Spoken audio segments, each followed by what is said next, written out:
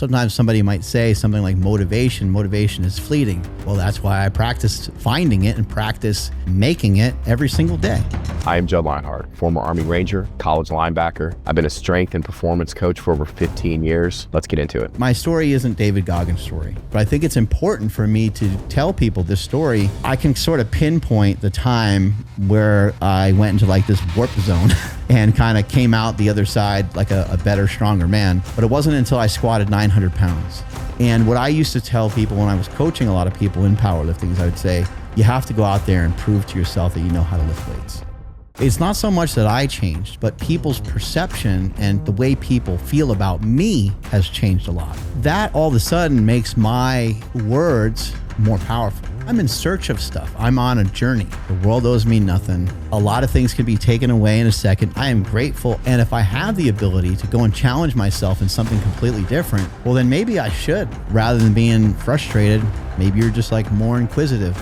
That's something that you did and it counts and it's going to help you get stronger. You know what it takes to be great? Everything you got and then some.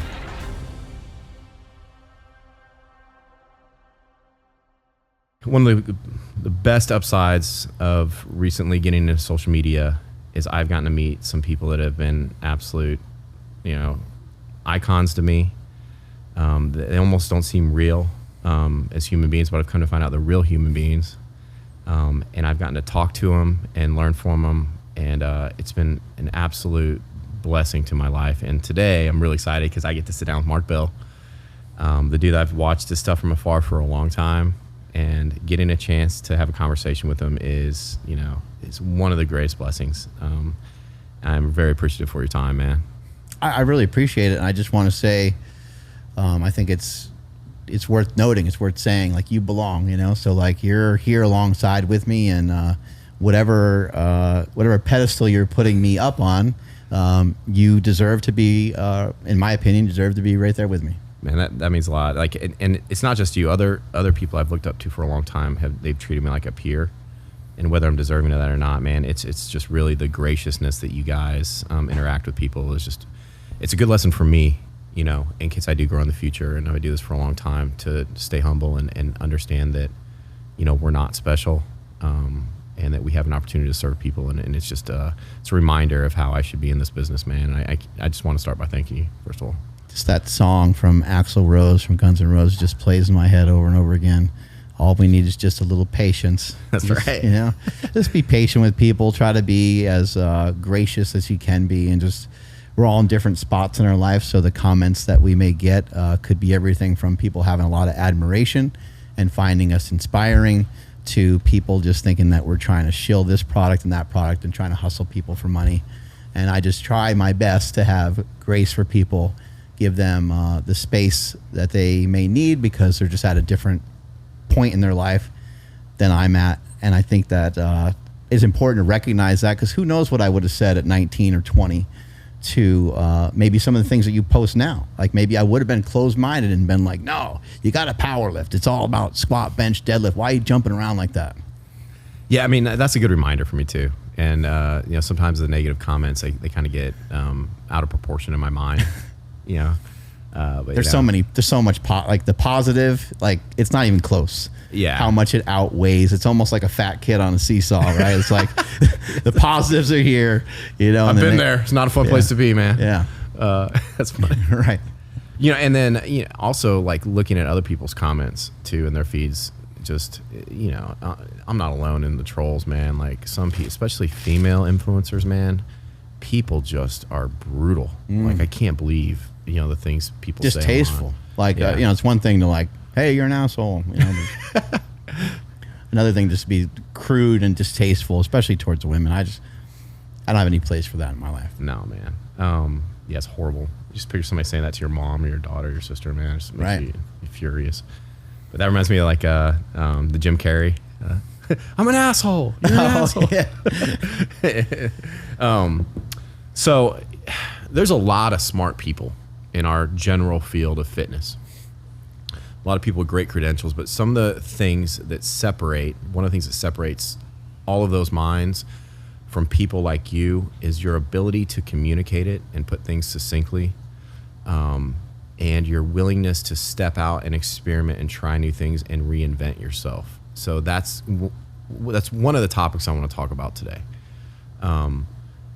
Things you've learned. We're going to talk about your story growing up, formative experiences in your life that have led you to be the person you are now, that's willing to go from being an athlete to a power lifter. Powerlifters are athletes, but different sort of athletes, into a distance runner, experiment with sprinting, and then different types of dieting. Just reinvent yourself and be willing to try new things and experiment. It's very rare. And what has led you to do that? And then along the process, what are some things that you experienced? So can you start with your background, like growing up? Like, you kind of walk me through, like, who was Mark Bell when he was younger?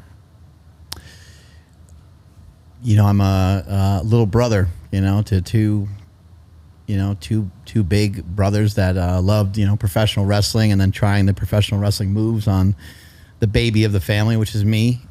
And so my brothers, they would kick my ass. They'd beat me up all the time, but, kind of in a loving way.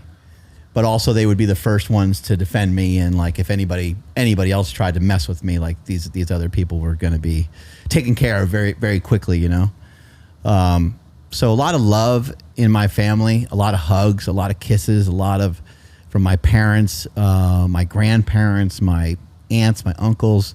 My dad comes from a family of 9. My mother came from a family of 9, and they both lived like down the street from each other. That's cool. So That's such a blessing to have a big family like that, man. So we'd go to family stuff, and I'd see my mom's side of the family, and there'd be, shit ton of people at that home, for Thanksgiving or whatever it might be. And then we would just drive down the street, which was only a couple 100 yards down the street, to my other grandparents' house, and it'd be the same thing. One of the things that really shaped me as a kid was there was a drastic change between the two homes. My mother's side, my mother grew up with a lot of trauma. My mother grew up in a rough area. Later they were able to move out of that area and lived on a nicer street, but she grew up in a rough area. She grew up with alcoholic parents. She grew up being verbally abused, sexually abused. I don't think she had anybody to trust in her life. Was this in New York or where? Yeah, in New York. Yeah, Peekskill, New York is the area that Buchanan is the area that my family is from. And so my mom, met my dad on the school bus. My mom was like 15 or something, and my dad winked at her, and my dad was a little older. And he was a bus driver. Yeah. He's 40. My dad was probably 2 years older or something like that. And kind of the rest is history. And then they got together, had children, but I saw the different dynamics between the households, and the household that I would go to on my mom's side literally was dark. Yeah. Like the house was dark. Yeah. And it had a darker feel to it. And even at like 6, 7 years old, I knew there was a huge difference between the two. I knew that when I went to the Bell side of the family, that it was going to be a party. I knew it was going to be like super fun. My grandmother was going to be there. She was going to kiss me, so many times I'd have to eventually squirm away. And my grandpa would, punch me or do something like in a loving way, just kind of messing with me or tease me or make fun of me or whatever. And I just knew all that was at that house, but I knew that the other house was like dark and just like uneasy vibes there. Didn't know what it was because I was a kid. I didn't understand what was going on. Very quiet. Everyone kind of tiptoeing, walking on eggshells. I mean, people were still having like a decent time there, but it just wasn't the same. Was it both parents were alcoholics, or yes, was it mainly the dad that was abusive, or what? Both parents were alcoholics, and my grandfather on that side of the family was a police officer, so it was kind of confusing because he was beloved in the town, and there's no reason he's long gone. There's no reason to talk too much worse about him, but it was a very bad situation. But something that really, it showed me that there's different ways you can live your life, because on the Bell side of the family, when I went to this brighter house that was happier, where people were outside playing wiffle ball or throwing around a football, it didn't matter if it was raining, snowing, or if it was a nice day. People were still doing stuff and having a good time. I remember one time in particular, my cousins were outside playing, and like I got hurt or something because I was always like the little one and I was always the baby, and so I was crying. And I run inside and I'm pouting, and no one's paying any attention to me because that's kind of the way that they dealt with stuff, is they would just like let you figure it out on your own, you know? And finally my uncle comes over to me, and then he walks me over to the window and he goes, hey, he goes, listen, your cousins are out there playing. Sun's still out. You know, you should probably go out there and just enjoy playing with them. But I'm like, but, you know, and he's like, well, you can make the decision. You can stay in here with all the adults and we're doing boring stuff, and you can sit here and cry. He's like, or you can get back out there and play. How old are you? Like 8, 9 years old. Man, that's a fantastic memory. That carries so, Yeah. that's such an enormous message right there. Yeah, beautiful story, man. It just gave me insight into like, oh, wait a second. You have a choice. So like even with my... And for you to understand that at the moment. And Yeah. remember that, yeah. And even with my mother's side of the family, regardless of the things that happen, because we can amplify the things that happen to us, or the things that happen to us can actually be horrific or horrible. But we still have a decision on how we're going to react to those things regardless. And there's really nothing that we can do about some of the things that may have happened in the past in the first place. So I understand why it might be more difficult for my mom to overcome what she overcame versus I didn't have that kind of heartache in my life. I didn't have that distrust in my parents. I didn't have all the things that she went through. But I saw my mother actually figure out a way to be happy. And I saw her have the strength and the courage to instill so much confidence in me and my brothers to the point where, you know, my dad worked for IBM for like 20 years and wore a suit and tie every day. But all three of us were never going to do that. Yeah. We were going to be pro wrestlers. My brother was going to be a writer and a director. And Your brothers are pretty renowned as well. Right. Yeah. That's what and like, is because the confidence that my mother instilled in us, even though it was hard for her to be confident. So yeah, at a very young age, I just recognized like, oh, there's like a decision you can just like sort of make up your mind to be happy. It's an important lesson there for dads and uncles and stuff. Anybody that's an adult or a role model, little things you say and do can have profound impacts, negative and positive, on your children or young men and women in your life. I don't know if your uncle probably even remembered that. Not a chance. I don't think he has any idea. What got me into working out seriously when I was in 8th grade, there was a lift-a-thon, a bench press competition, right? And I thought these high schoolers were impossibly strong. I think they bench press like 200 pounds or something, you know? And I'm sitting there looking at it. And at the end, they invite the kids down. And I'll never forget, I bench pressed 115 pounds in 8th grade. And the head coach slapped me on the back and he goes, "You're pretty strong. Never forget it." And then my mind was like, I'm pretty strong. I can be strong. It completely changed the trajectory of my life. And I promise you, he doesn't remember that. Changes the way you walk, changes the way you talk, changes the way you think about yourself every day. And who knows, maybe at that point in your life, you hadn't really gotten a compliment for many things, or, you know, maybe for some kids, like you probably have had compliments for stuff you've done physically before, but maybe for some kids, maybe it's the first time they've ever heard a compliment from that particular thing. Maybe it's the first time, hey, that was a job well done. Great job on the essay that you did this week. Maybe that kid's never been congratulated for doing something with his mind rather than something physical, or vice versa. So it's massively important. But yeah, that's who I am. That's where I come from. I come from a background of just a lot of love, and I really just was like, I think it's important for me to share this with people, and sometimes people are like, oh, you're selling yourself short, you know, but I'm not trying to. My story isn't David Goggins' story. You know, I wasn't abused as a kid. I'm very, grateful that I had amazing parents, but I think it's important for me to tell people this story for multiple reasons. Number one, like, you don't have to have crazy adversity in your life to make this an awesome life and to be somebody that reaches a fairly high standard. I think that everyone always thinks that like all the craziness needs to happen to you, otherwise you can't make it. Like you have to be like a Mike Tyson or something like that, right? I remember I did a podcast with a guy who came back from cancer, right? And he told me one time somebody told me, "You're so lucky you had cancer," because he uses it as like his motivational story. They're like, "You're so lucky you had cancer." He's like, "Are you serious? Did you seriously just tell me that?" Yeah, it is funny. You know what I mean? The way you live your life can make people think that these incredible challenges are blessings, because they are, right? But people look at it like, oh, he's so lucky to have it overcome that, because look at what it led. Like, exactly, we're all lucky, right? Right. That's just a phenomenal story of an adult sitting down with you at a young age, and way to paint a picture of two different households that choose to be happy and choose to not under, I'm sure very similar socioeconomic circumstances as well, right? 100%. And then also, you know, on top of, you know, what I'm mentioning here is like everyone has their own struggles. Like, it's impossible. You're not going to. And you can't always see other people's struggles either. Right. You know what I mean? Yeah. But go on, I'm sorry. No, it's okay. If you're a parent, you know, you cannot protect your child from all the different things that are going to happen with them or to them.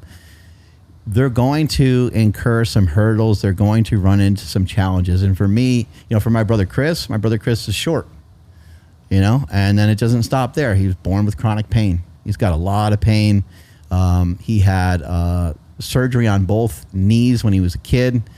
But the blessing of it is this. This is what started my powerlifting career and started his as well. And bigger, stronger, faster, and all these things came from this one thing that happened. My brother Chris, born with tons of pain, had these knee surgeries. He came out of the knee surgery and he went to a chiropractor who was helping him with rehab, and the guy had him do squats with a broomstick on his back. At 19 years old, my brother goes to high school senior nationals in Chicago, and the person that wrapped my brother's knees there, because my brother only went with my dad, was Ed Cohn. That's insane. Greatest power lifter of all time. When he started following me is maybe like one of the best days of my life. Isn't that like amazing? That dude's just, and he is like the nicest, sweetest, most articulate guy. He's incredible. Yeah. And so my brother, you know, goes to this high school powerlifting competition, ends up doing really well. I think he finished like second or something like that. He squatted 650 pounds, but what a great boost of confidence he got from, you know, the greatest lifter of all time. But that, you know, that spearheaded our powerlifting career or my powerlifting career anyway. It was my brother having these, you know, deficiencies or deformities or like, I don't even know, you know, what you would call. And then your brother being older is in a position too where he can be a role model and a mentor. It's a big We went to the gym all the time, and I hung out with Chris all the time. He's 4 years older than me. He would bring me to like high school parties, and we did all kinds of stuff together. Never saw him drink. You know, he was like, well, we're going to lift tomorrow morning. So like, man, I'm not going to, and plus he was driving. So he's like, I'm not drinking. He didn't care about alcohol at that time anyway. So that was another thing where I would observe that. And I'm like, well, I realize there's other people like having fun and like getting more carried away than my brother, but he seems to be having a great time and he's not drinking. So, you know, I was able to avoid a lot of stuff just by examples and seeing the anti-heroes in my family and the heroes in my family. I think the anti-hero was way easier to see. Like, I do not want any part of, you know, what's going on there. And then you start to see the other people in your family, how they can provide for their kids and the different things they can do. So many of the Bells are teachers, like literal teachers, and coaches, teachers and coaches. Like, I self-proclaimed myself the people's coach. But like, you know, it's like in our blood. My brother Mad Dog, Mike, me and my brothers, we helped John Cena get into professional wrestling. And one of John Cena's first coaches was my brother Mike. No way. I didn't know that. And so like coaching's like in our DNA somewhere. There's a lot of celebrities that lift weights and that are really strong. Seeing John Cena lift weights is impressive. That dude, he's incredible. His technique, how he goes about it, man, is a true professional, dude. He can do cleans, he can do snatches. Yeah. He's very proficient at the lifts, and he's very strong. 620-pound squat just in a pair of like knee sleeves. Plus, you got to keep in mind, like, this guy's traveling the world. Like, he's got a lot of other obligations that he's responsible for. So, very impressive. But I just wanted to kind of get back to, you know, so my brother had this issue, you know, with his knees, and his chiropractor said the only way that you're going to get out of pain is to be strong. And so that's kind of where the powerlifting started. Trace from the blessing lineage there, right? You know, your brother had knee problem, but he could have had any chiropractor. He could have had a chiropractor that told him never to lift weights, but he had a chiropractor that pointed him in the right direction, and then he had to take the reins from there. And he was your mentor, and then you've been so many other people's mentor. it's just a blessing chain. Right. You know what I mean? Like, and it's funny, like people like you that spread a lot of blessings to other, you also recognize your own blessings. It's like you have to recognize it in order to be able to spread it to other people. And I got shaped and molded by just seeing all these different things. My oldest brother, unfortunately, was bipolar. So I'd see him, deal with situations, and I didn't know anything about what he had going on at the time. He was also addicted to drugs, and I would see the way that he would react abnormally to something that I thought was like a little bit more casual. But that's how I came to be like so calm, was by watching that. I'm like, man, he seems like reckless. It seems like that doesn't have very good outcomes to be that way. So Mike was bipolar, Chris had chronic pain, and then I had some disabilities in school where it was just like harder for me to learn. Yeah. And so I thought, I kind of bought the story. I was like, okay, well, I'm different than everybody, so I'm dumb, and I'll never be able to keep up with anybody when it comes to stuff in the classroom, but maybe I can kick everyone's ass on like a football field or something like that. And it took a long time, as I got older, I was like, I learned a little slower on some stuff like that. Yeah, I was going to ask, when was it that you realized you weren't dumb, you just learned differently? How old were you? It took a long time. I mean, shit. Let's see. I'm trying to think, like, truthfully, it probably took until I was like maybe mid-20s, or maybe even a little bit. It probably wasn't until I was about 30, now that I think about it, because at like around 25, between 25 and 30, I just started to gain so much knowledge in training and having good mentors within training that it was just clear that I wasn't dumb. Like, I had so much information in my head from Louis Simmons and Dave Tate and even Ed Cohn and all these different people that I was able to help other people. Yeah. So by me helping other people reach their goals and to be able to lift more weight and stuff, I was like, oh, well, I can make these changes here. Well, I'm sure that I can make, these changes like in other ways in other parts of my life. And I have the ability to learn. I thought that I was like handicapped so much that I maybe didn't have a capacity. And there is something going on with my brain where you might show me something like 6 times, 10 times, 12 times, where I just might not get it. Like it might take like 40 times.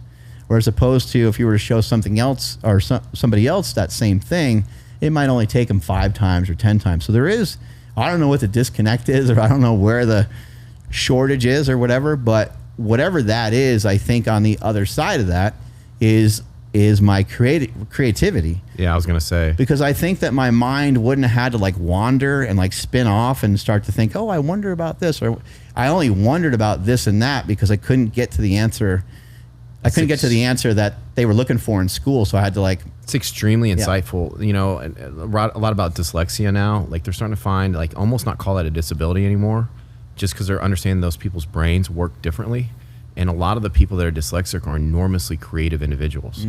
And that if they can harness that ability, sort of like ADHD and stuff like that, if they can harness it, it's almost like a superpower. And I have so many stories of men like you that were stupid in school or learning disability, and it turns out they have like incredibly different creative minds that they just can't be taught the same way other people are taught. I've had so much time to like process all this stuff, so it's easy for me to sit here and talk about it. Or, I've had tragedies, I've had all kinds of different things happen, but I've never had a bad day in my life. I view all days as being like, it took me a long time to get to this point, but I just, over the years, I started to learn to try to balance out my mind more. And I learned about a word probably only like 5 years ago, maybe 6 years ago, the word equanimity. The ability to have a balanced mind. And some of what you talk about when you talk about training, a lot of times you're talking about balance. And then you and I, as men, just going on a walk, might talk about balance. We might talk about, I got this with my lady, I got this with my job, I got this other thing I'm working on. And we're trying to figure out how do we get to the center? Like, we know that going after something's great.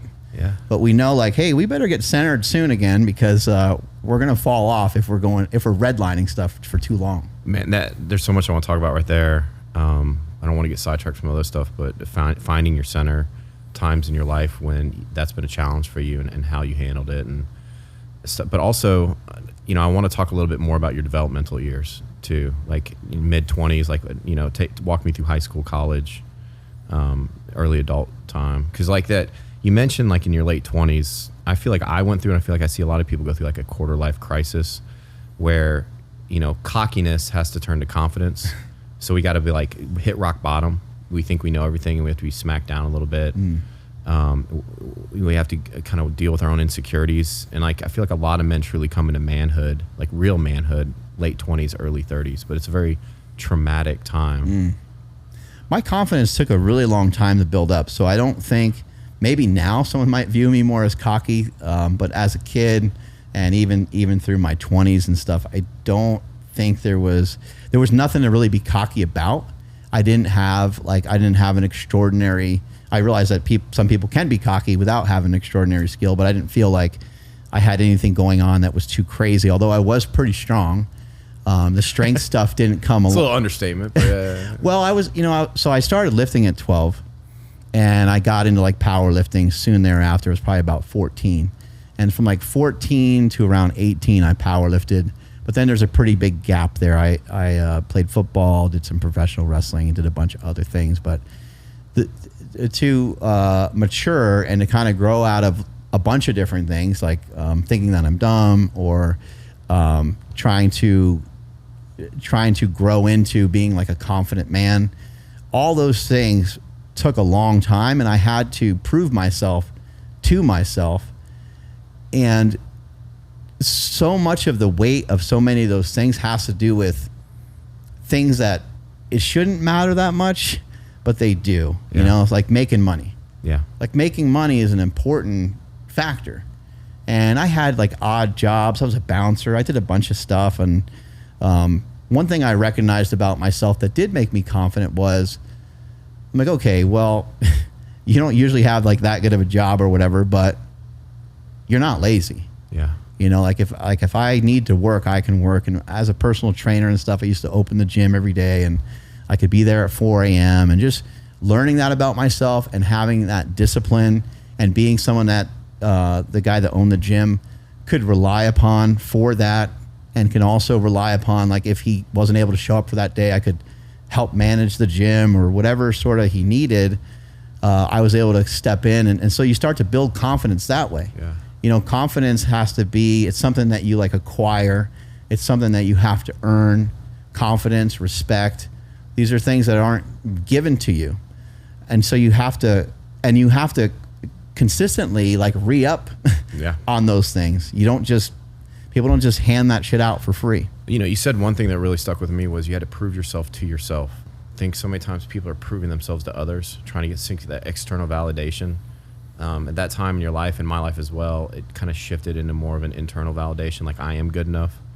And what people think about me isn't as important as what I think about myself. And then also making money is important, but starting to learn that you do have value to other people. Like they might not value you, but you can't control that.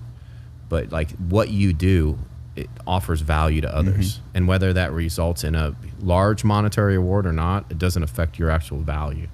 Because I noticed when I first started training, people had a lot more money than me would turn to me for help. And it really helped me, like what I didn't result in a huge paycheck, but it still offered, like I still knew I was valuable to people. You're helping people. Yeah. That they clearly know how to help themselves. Yeah. But then they're going to you, relying on you because you're a material expert with this other thing. Just like I'm kind of like jogging my brain through some different things that happened over the years, and I totally forgot. I can sort of pinpoint the time where I went into like this warp zone and kind of came out the other side like a better, stronger man. And it's interesting because you think it may have happened. You would think it may have happened earlier. But it wasn't until I squatted 900 pounds. So I had to like, because I already knew about powerlifting, and because I had a lot of respect for the sport and a good understanding of it and stuff like that, it couldn't be a 500 pound squat. And it couldn't be a 600 pound squat and so on, because I know like where some people have gone to before. And so I had to do that amount of weight for me to feel like, oh, like I think I kind of arrived. Like this is cool now. And I remember the next day thinking to myself, because we were recording a lot of stuff at the time. It's almost like pre-YouTube, but YouTube did exist at this time, and some of these videos are up. And I don't know if we can play a video during like early 2000s. Any of this, but if you look up, I do like a 900-pound box squat. It's people they can't comprehend how much weight that is. You know, if you've never had 400 pounds on your back and stop and think like, wow, that's. I think Ryan, it's to the left. Go up a little bit. Up. I think it's go up one more. I think that might be the video all the way to the left. Next one down. That I think it might be that one, or that might not even be quite old enough. Ironically, no, that ain't me. That's my training partner. But it might be in this workout. It might be in that workout. Sorry.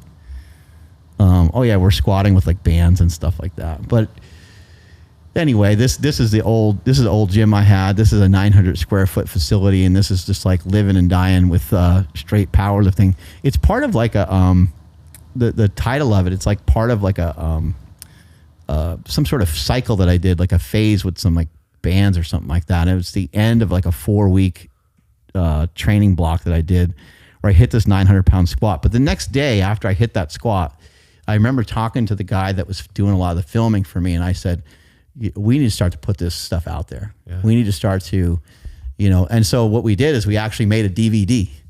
We made a DVD out of it. And so that's where I first started like monetize. I started doing voiceovers to videos. Before that, I wasn't confident enough to do that. I was too shy. Here's there we go. There's the video. So we got all that crazy weight in there. How freaking rare that is. I got a squat suit on, and I'm going to do like a box squat, I guess you would say. But yeah, I mean, you would think that maybe I would have the confidence earlier than having to squat 900 pounds. But, and that's why I said, prove yourself to yourself. I say this as a quote, prove yourself to yourself and prove yourself for yourself. If it's not for yourself, it's not going to be enough. It's not going to work out the way that you really want it to. And that I think life is all about continually trying to prove yourself to yourself. And it's like a legit squat too, man. Yeah, thank you. And when you power lift, powerlifting is squat, bench, deadlift in that order in a competition, and you have 3 attempts at each one. Your opening lift should be easy. It should be something that you can do fairly easy. And what I used to tell people when I was coaching a lot of people in powerlifting is I would say, you have to go out there and prove to yourself that you know how to lift weights. Yeah. And you have to show the judges that you know how to lift weights. Yeah. If you go out there and you're shaking and all this crazy stuff, they're going to be like pinpointing your squat. They're going to actually they're going to require you to squat deeper than the other people. That's a great insight, man. Because you don't look like you know how to do it. Yeah. But if you go out there, if your max is, 600 and you go out there on your opening attempt with like 515 pounds or something, that's like the perfect weight. Yeah. You could probably do 515 for like 3 reps. Everybody wants to do more weight at the opening. You know what I mean? And yeah, if you feel good that day, 515, boom, you smash it. Now you just feel really good. Maybe you got goosebumps, you got charged up. There's a crowd there. Your family saw you. You're safe. You made the lift nice and clean. You proved to other people and to yourself that you know what the hell you're doing. And now you can advance to 540 or something like that. And on your last attempt, you can go to 575, or you can position it to where you maybe do line yourself up for a 600-pound squat that day. There's 2 things I really love about powerlifting. The lifts they're not simple, but they seem simple and straightforward. It's, and to get good at simple, you know what I mean? To focus on the little things rather than add so much complexity. And then the other thing, I love the 3 lift structure, and that they don't go back down in weight. You know, if you try something, and you don't get it, you either got to do the same weight. That's your decision. That's your decision. And I love it when I see people miss their second attempt and like how they handle that going into the 3rd attempt. And I love it when they miss their second, but they get their 3rd. And it's just like the feeling in their mind, because there's that fear now. Like when you miss something, it's powerful. And then to just overcome it, get your mind right, and try again. And when they do it, it's just like, man, that is cool. And I don't know any other environment that offers that like that, And if you think about in boxing, when somebody misses a punch, like when somebody is throwing punches and they miss the guy, oddly, somehow that makes you way more tired than if you make contact with them, which I don't know I don't even know how that's possible, but yeah, it'll make you tired if you're missing. So if you go out and you miss a weight, what's the impact on the body? Yeah. Sometimes, like it just depends on how you miss it, because in powerlifting, if you stumble a little bit and the spotters catch you, it's like, and they put the weight back in the rack, probably didn't expend too much energy. But if you grind on that thing, your CNS is just drained, and then it's like double whammy confidence. Like you might be toast, and you might even be toast for like the rest of the meet. Yeah. So if it happens on like a third attempt squat and you redline that squat, your bench is going to be less. Yeah. Your deadlift is going to be less. Everything's going to be compromised. I learned so many great things from powerlifting. When I was in school, I was labeled as being slow. And I picked a sport that you can be slower than a turtle. Yeah. I picked a sport that was so appropriate for my mindset and where I was at that time, because powerlifting is like, you lift really heavy, which is usually done fairly slowly anyway. You're trying to lift fast, but you just end up going slow. Yeah. And then we know you need a lot of rest in between. Yeah. So all the way up to like with the weights I was lifting, sometimes you rest 10, 12 minutes in between a set. And it goes by like that though. It goes, it goes by pretty quick. Anybody that hasn't, that's why I love powerlifting for young girls, especially. Fitness gets focused around performance or at an early age, and then the confidence to get up there. And just anybody that hasn't competed in powerlifting, man, it's such a cool thing, when you see these people, and then the margins of error are so small. The amount of preparation for the meet is so long, and just to see them do it is really cool, man. What you were mentioning about the simple, getting, locked in with the simple and being able to just go vertical with like this one thing. Well, it starts to eventually get like really, really particular. And when you listen to certain experts, you listen to somebody like an Alex Hormozi, or you listen to maybe Lane Norton talk about nutrition, or whoever you're listening to in their area of expertise, you realize how like nuance and pinpoint precision there is to some of these things. I mean, I could still envision, how it feels to kind of like wiggle my foot into position and to, still be outside the squat. Like I'm not under the bar just yet. Wiggle my foot into position, wiggle my other foot in position, and then get underneath the weight. And I'm like a cat before a cat, sits down or whatever. They're just pawing and doing like all this stuff until you get just in the right perfect position to orient your chest in a very particular way. And then from there, you just are like, I'm just going to lock everything in, and I'm basically not going to move. Yeah. That's basically what you try to do with powerlifting. Of course, you're moving, but there's certain parts of your body that are like almost shut down or shut off. Yeah. And you're not allowing them to bend at all, because if you bend, if your spine starts to bend on a squat or something like that, you're probably in a lot of trouble. On a deadlift, yeah, you can have some flexion going on in deadlift, but you're usually trying to keep a similar position, and you just kind of like, you wiggle. Yeah. There's some really good video of Ed Cohn actually like literally wiggling into, and what he's doing with his shoulders reminds me so much of what we were doing today with the rope. He's doing these like figure 8 patterns with his shoulders to really lock the rhomboids and the traps. But when you're locking something in at that level, when you start to, I squatted 1,080. When you start to squat these really, really big weights, it's like you might squat it, you might do okay, but then you put the weight back and you're like, okay, I need to do the next 5-6 weeks. I have to really hammer my traps and my upper back. There's just not enough meat up there to handle that weight. Yeah. That lift could have gone better, but I kind of caved right here, if I'm being honest. Gives you instant feedback to what your weak links are. Exactly. Like you know. 100%. Especially, and then like there's simple lifts in that anybody can, it doesn't take long to teach somebody to do the lift, to press a bar off their chest. But working with powerlifters was one of the best blessings I had, because I started to really understand how complex these lifts got at these higher levels, and how much attention to detail and preparation these powerlifters need to do 3 simple things, and it's just like, man, simple things can be done, but there's a huge difference between doing something simple and doing something simple at an extraordinary level. And like you said, all of the little things and all of the weak links that need to be addressed, because 2 or 3% different mean the difference between winning a meet, breaking a world record, and not even getting on the podium. It helped me so much in life, and it's helped me so much in business. In business, stuff takes a really long time. I remember like some of the first, few products that I made, I remember, being in meetings, having discussions with people, and I said, oh, this will probably take, it'll probably take you like 6-8 months for you to probably make this. Maybe there's a little back and forth, and the product is going to be available in maybe late 2026, right? And they were always shocked. They were like, huh? Like, how'd you know like it takes that long? I'm like, I don't know. Great things, good things, just they take time. They're like, oh my God, you're so much easier to work with than some of the other. Yeah. But I'm like, well, I just am assuming that you're going to take some of the information I gave you about what it was I was looking for. That might take a couple weeks, couple months. And then we have like some tweaking back and forth that we're going to do. Mm-hmm. And we're not going to tweak, 10 different things. You attribute a lot of that patience to your powerlifting background. 100%. Yeah.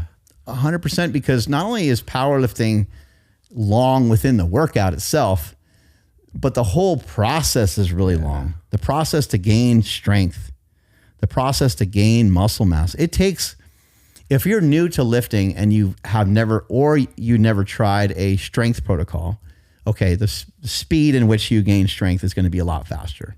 You might even get a little stronger every single time you step foot in the gym. And that you might ride that wave for like a year. Yeah. Maybe longer sometimes, especially if you're growing and gaining size. Like you might have this amazing opportunity to really grow and to get stronger. The ultimate lesson of patience, man. It's really amazing. But if you have been lifting for a while, then you're screwed. It's going to take a long time, like just to gain a couple pounds on your lifts. It takes months, sometimes because of setbacks, it could take years for you just to move your bench. Sometimes a guy will hit a PR and it'll be 5 years before they get that PR again because of different factors. That happened to me so many different times. And then you rack your brain. You're like, how do I do this? But it's a lot of analyzing. It's a lot of problem solving. And business is very similar. So I have this thing I call it the 7 fears, but one of those fears is frustration. We're afraid to be frustrated. We want to know that our work that we put in is going to have an output. We want a certainty. So we're also afraid of the unknown. In powerlifting, there is no promise, there's no certainty, and there's a lot of frustration. And frustration that can't be fixed right away. If you fail or miss a lift and you don't do well at that meet, you can't do another meet the next day. You have to wait. And it teaches patience, man. Like, I didn't intend this podcast to sell powerlifting, but it really is a beautiful sport, man. For a lot of reasons.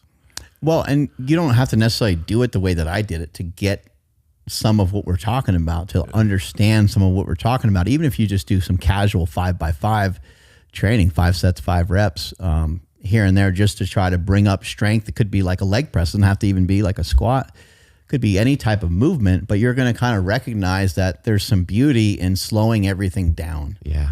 And when you're able to, you had that analogy on your podcast when you talked about football and trying to slow everything down, but you can't slow it down so much because otherwise people are zooming past you and scoring a touchdown if you're a linebacker. Powerlifting, if you don't wait, you don't get the same result. Yeah. You literally have to wait. The same thing actually happens. It's interesting. The same thing happens with something like sprints. Yeah. Like there's a lot of similarities between sprinting. Isn't it crazy? Yeah, track, and because sometimes in track you'll like multiply how long it took you to do something by like 10 or 20. Yeah. Depending on the intensity level. Yeah. And then the same thing with a lift. I mean, one lift for one rep, you figure, if I rest a minute, it should be good, right? But no, it's not. Like your body doesn't get restored. You don't get replenished. You're after a real max, it's going to take you a while, probably take you maybe 2 or 3 minutes, even if you're kind of fit, just to kind of get your breath back and your heart rate to start to get regulated. And you can get back 95% recovery comes pretty quickly, 1-2 minutes, but that last 5%, it takes a long time. Same with sprinting. I can sprint 95% as fast as a sprint before in a minute, but that last 5% that really matters takes a lot longer. And I think there's a metaphor there too for life. You know what I mean? You can get good at something pretty quickly. To get great at it, and the difference between good to great is where a lot of the benefits happen. A lot of people are good. Not many people are great because it's that last 5% that requires patience, that you have to work through that frustration. You know what it takes to be great? What's that? Everything you got. Yeah. And then some. Yeah. It takes everything you got. I heard a quote from Winston Churchill. He's like, success is going from failure to failure with enthusiasm. Right. And I was like, man, that is so true, dude. You know, and that's what it takes to be great. Yeah. How do you put a positive spin on it? Like, oh, I missed the weight, you know, and you're frustrated. Frustration, you can easily turn that word into that it maybe just made you more intrigued. Yeah. You know, like, oh man, you know, and you're super mad that you missed the lift, but rather than being frustrated, maybe you're just like more inquisitive. Yeah. Because like, oh shit, maybe I need to ask more questions. Like maybe I don't know what I'm doing. Well, and there's a lesson there too. Like, there's a purpose in everything, man. Like, you know, you've missed the lift and you're frustrated. What's the purpose in that? And is it, like you said, to get more curious, to get better, to find a different way? Does it help to like kick a plate, you know? Or does it help to like throw something? Yeah. Might feel like it in the moment to like get something out. And of course I understand, you know, cursing or, you know, you're going to see some of that, like, because it's an athlete or it's yourself and you care, you know, but that care shouldn't be outward, you know, like composure that you have to show everybody else that you're frustrated. Like I'm watching this quarterbacks thing on Netflix, and I was going to bring up quarterbacks, man. I love all, you know, I'm a football nut, but I'm watching like Joe Burrow go through some stuff and watching him be super frustrated. And I can't even imagine, like, it's gotta be so frustrating. And I'm sure you want to just yell at your team. Like, man, like no one's blocking anybody. Like I'm just getting killed back here the whole time. Yeah. He's getting thrown around. And I think they won the game, but he was just like, just irked, you know, he was just so mad. And I was thinking to myself, like, how cool is it that no matter how high a level somebody goes, somebody that knows some psychology can show him a video of this and say, Joe, I would love for you to explain to me how you think this is helpful in your chase for Super Bowl victories. Yeah. Right? Yeah. And he might have decent explanation. So then fine. Okay, well, but let's get in a conversation about how can you make this situation still a little bit better? Yeah. You know what I mean? Instead of like having that amount of frustration, because I think they were ahead by quite a bit in this game. He could have maybe went to somebody and said, hey man, I would really love to go over this on Monday with the whole team, because what's happening here today, that this is not going to cut it. Yeah. Like I want to make sure everybody else is on board. Like we're here to win a Super Bowl, right? Yeah. Everybody with me, right?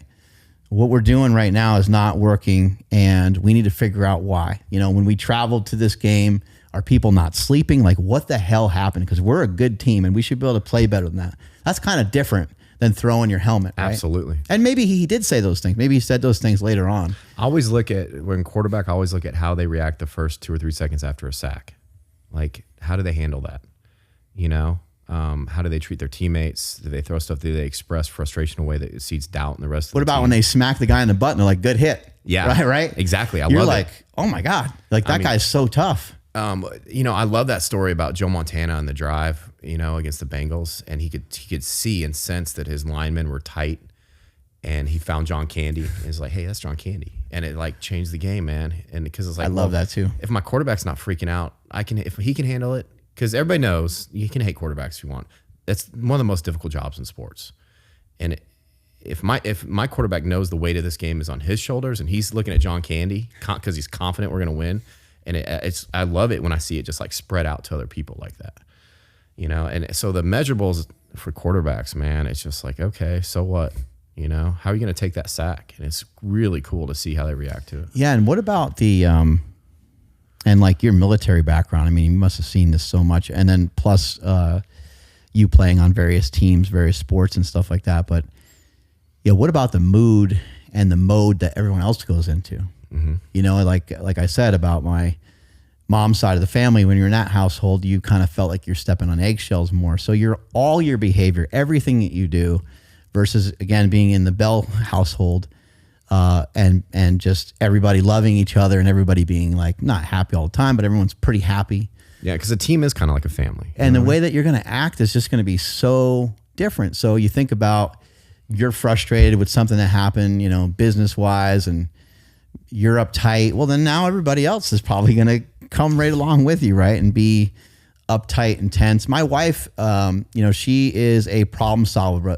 She'll solve a problem before you have an opportunity to answer even a question from her. She'll be like, hey, should we get rid of this subscription that we have for this thing?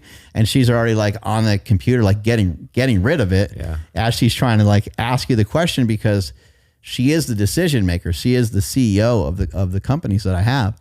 And she'll just, without batting an eyelash, make a decision. And I've had to talk with her before and say, hey, look, we got to sometimes slow down a little bit, because I want to make sure everybody else in the office isn't like tense. Like we need to. Yeah. And she's like, yeah, but shit needs to. And I'm like, I know, I agree. Shit needs to happen. Shit needs to go down. I totally understand. But like, we need maybe a little balance of my relaxed mindset mixed with. Yeah, it seems like you guys make a good team. Right. And so it's like, it's got to be like blended, because if we do things my way, shit will probably never actually get done. Yeah, I mean, that is such a great point, to find the difference between being patient enough to think about things and being so indecisive that it leads to inaction, and finding that happy medium between the two. Well, if I'm appointed to lead something business wise that actually could make other people in the business super anxious, because I'm usually so like chill and calm.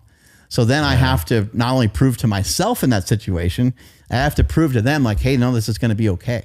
Like I'm actually fit for this. Like I'm actually made for this.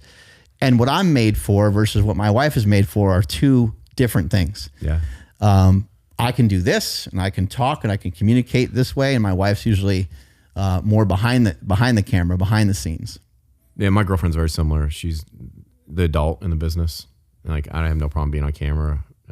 She makes a lot of the decisions. She's a very analytical mind, can see the essence of things. And I just love the quote. She's like my business partner as well, man. So much respect for her. But I remember that quote, like a good plan executed today is better than a perfect plan executed tomorrow. Like people, they you get to that 80-20 rule. Like, is it good? Well, then let's go. I think it's actually a violent attack today is better than a well-planned attack tomorrow. Yeah, it's like Patton or something. I can't remember who originally said it. I forget the Roman or the Chinese emperor. Oh, Sun Tzu or something like that. It's such a great thing though. It's like, it doesn't have to be Mao, perfect. I think it is. Mao Zedong, however you say that name. Yeah, it doesn't have to be perfect all the time. Is it good? Is it good enough? Let's go and get it done. Mm-hmm. Because like plans fall apart anyway, man. You know what I mean? Like give me a good plan and let's get going.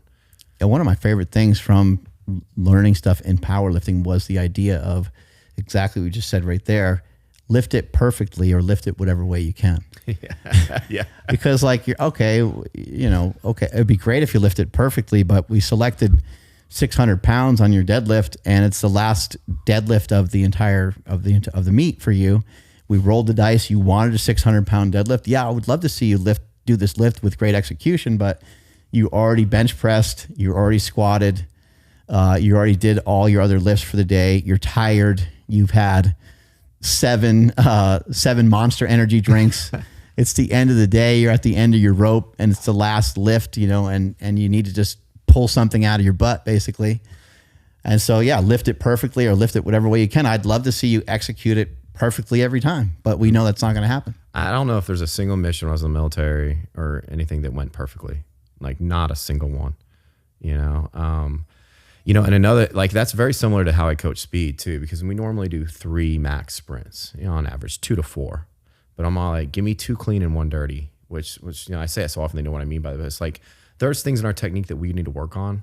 And when we get to our first couple max efforts, I want you to work on those techniques while you give me that max effort. I want you to try to run it pretty, The last one though, man, fucking grip it and rip it, dude. If it's dirty, I don't care. Is it faster? We'll get to perfect, man. Just give me grip it and rip it, bro. It's making me laugh because I used to say something similar when I was coaching people in powerlifting, and I would say, I had this idea of like lift like shit, like you were like lift like shit on purpose, get some of these, because if I coach you correctly, I'll have you do, let's just say a workout, and let's say you do 455 in a squat, and let's say you do 3 sets of 3, and I'm watching, I want to really see that the form is nice and clean, the reps are done perfectly, and we just have you at like 80%, Well, we do 455, a couple repeated efforts, and all those efforts were great. You did 3 sets of 3, you did 9 repetitions with that weight. Awesome. Like that's in the bank. Like that's something that you did and it counts and it's going to help you get stronger. But now let's lift like shit. Yeah. And so we might casually bump the weight up, or we might make a decent jump that's going to make you round over a little bit, because these are things that are going to actually happen. You get exposure to it. Exposure to it, but how much exposure? Yeah. Hey man, I think we can only do one of these. Yeah. Now if we go from 455 to 475, and you do the 475 where it's pretty clean and there's only small error in your lift, well, maybe now we can go for 5 plates. Yeah. And the 5 plates will be a little bit worse from a technique standpoint, or maybe you cut it high on your squat a little bit, and we could say, well, yeah, it was a little bit high, or you rounded over a little bit more than we'd like, but shit, you've handled 5 plates for the first time. I mean, that's a big reason in a lot of my programs, I'll do a lot of these flows and Jefferson curls and things like that, and lifting off my heels and narrowing my base support, because like I want to be able to build a little bit of robustness for when the pattern isn't perfect. Like if you always and only do perfect patterns with weight you can handle, what happens if the pattern isn't perfect? Like, can you handle that? That's a great insight there, man. I had to like almost like a truck, running over something back and forth over and over again. I had to sort of like run over these areas that were flawed with my lifting, with my technique. I had to like break them. I had to get this out of me. And what would happen to me a lot of times on squats when I started to go heavier, I just started to round over.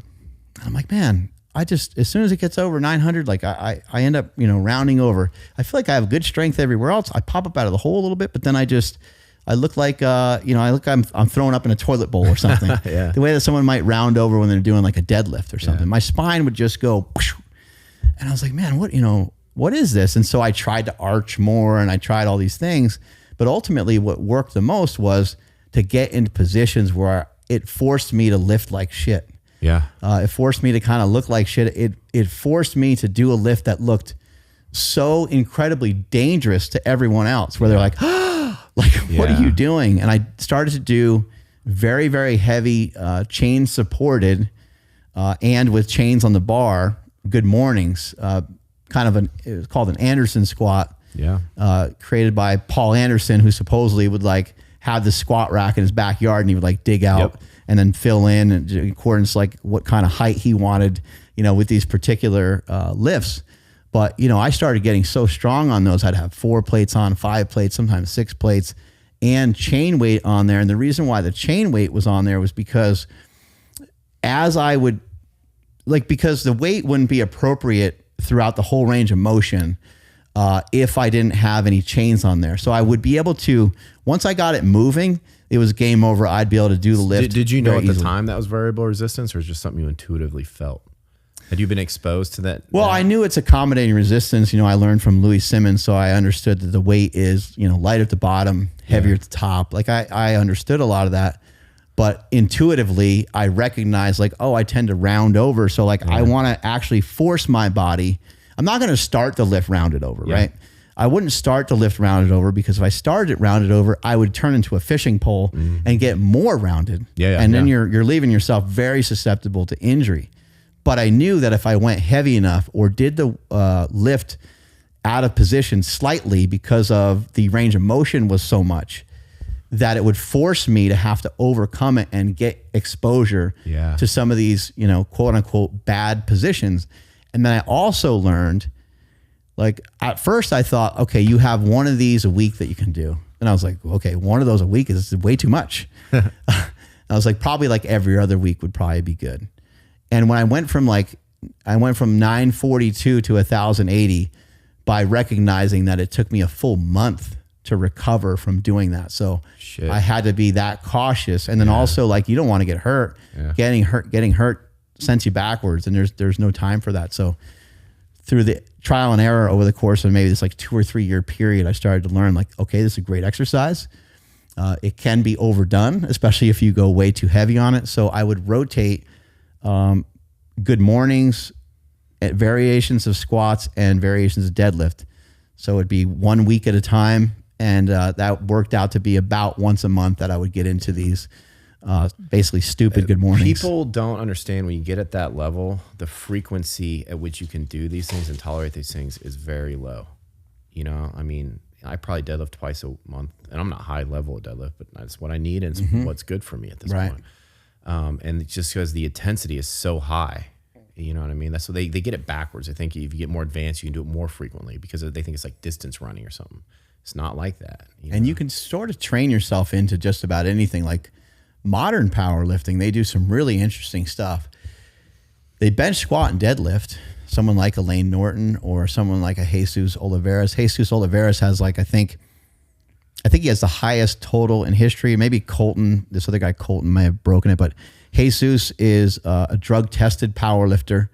And he squats over 1,000 pounds, benches 6, and pulls like 900. I mean, it's unbelievable. Christ, it's crazy. All 3 lifts are like beautiful the way this guy does it. But like what he does and a lot of other people, they bench, squat, and deadlift 3 times a week, which is crazy. Now, if you're going to do that though, just like you said, we have to have a really good plan. So I think what he'll do is like, he'll go like 80, or maybe like, 80%.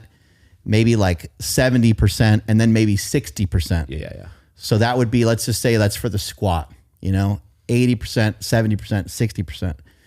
Then in rotation, the bench does something slightly different. And then in rotation, the deadlift, and then it kind of all flips. So like your intense bench day will be like a moderate squat, easy dead. And then your intense dead day will be, light squat, moderate bench. Yeah, and it's a way to like overload your body and to smash yourself with a system that is like just giving you a crazy amount of volume, but it's switching stuff up enough to where you're never, because what you said is 100% accurate. And what I said, lifting heavy about once a month is all we could handle.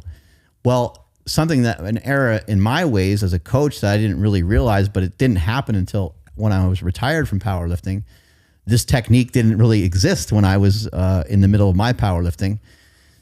You can actually just increase the frequency and lower the intensity. It's something I hadn't really thought about, and that is something that a lot of bodybuilders will do. Well, bodybuilders, I think it's more about volume, and how frequently they do that volume isn't as important to them.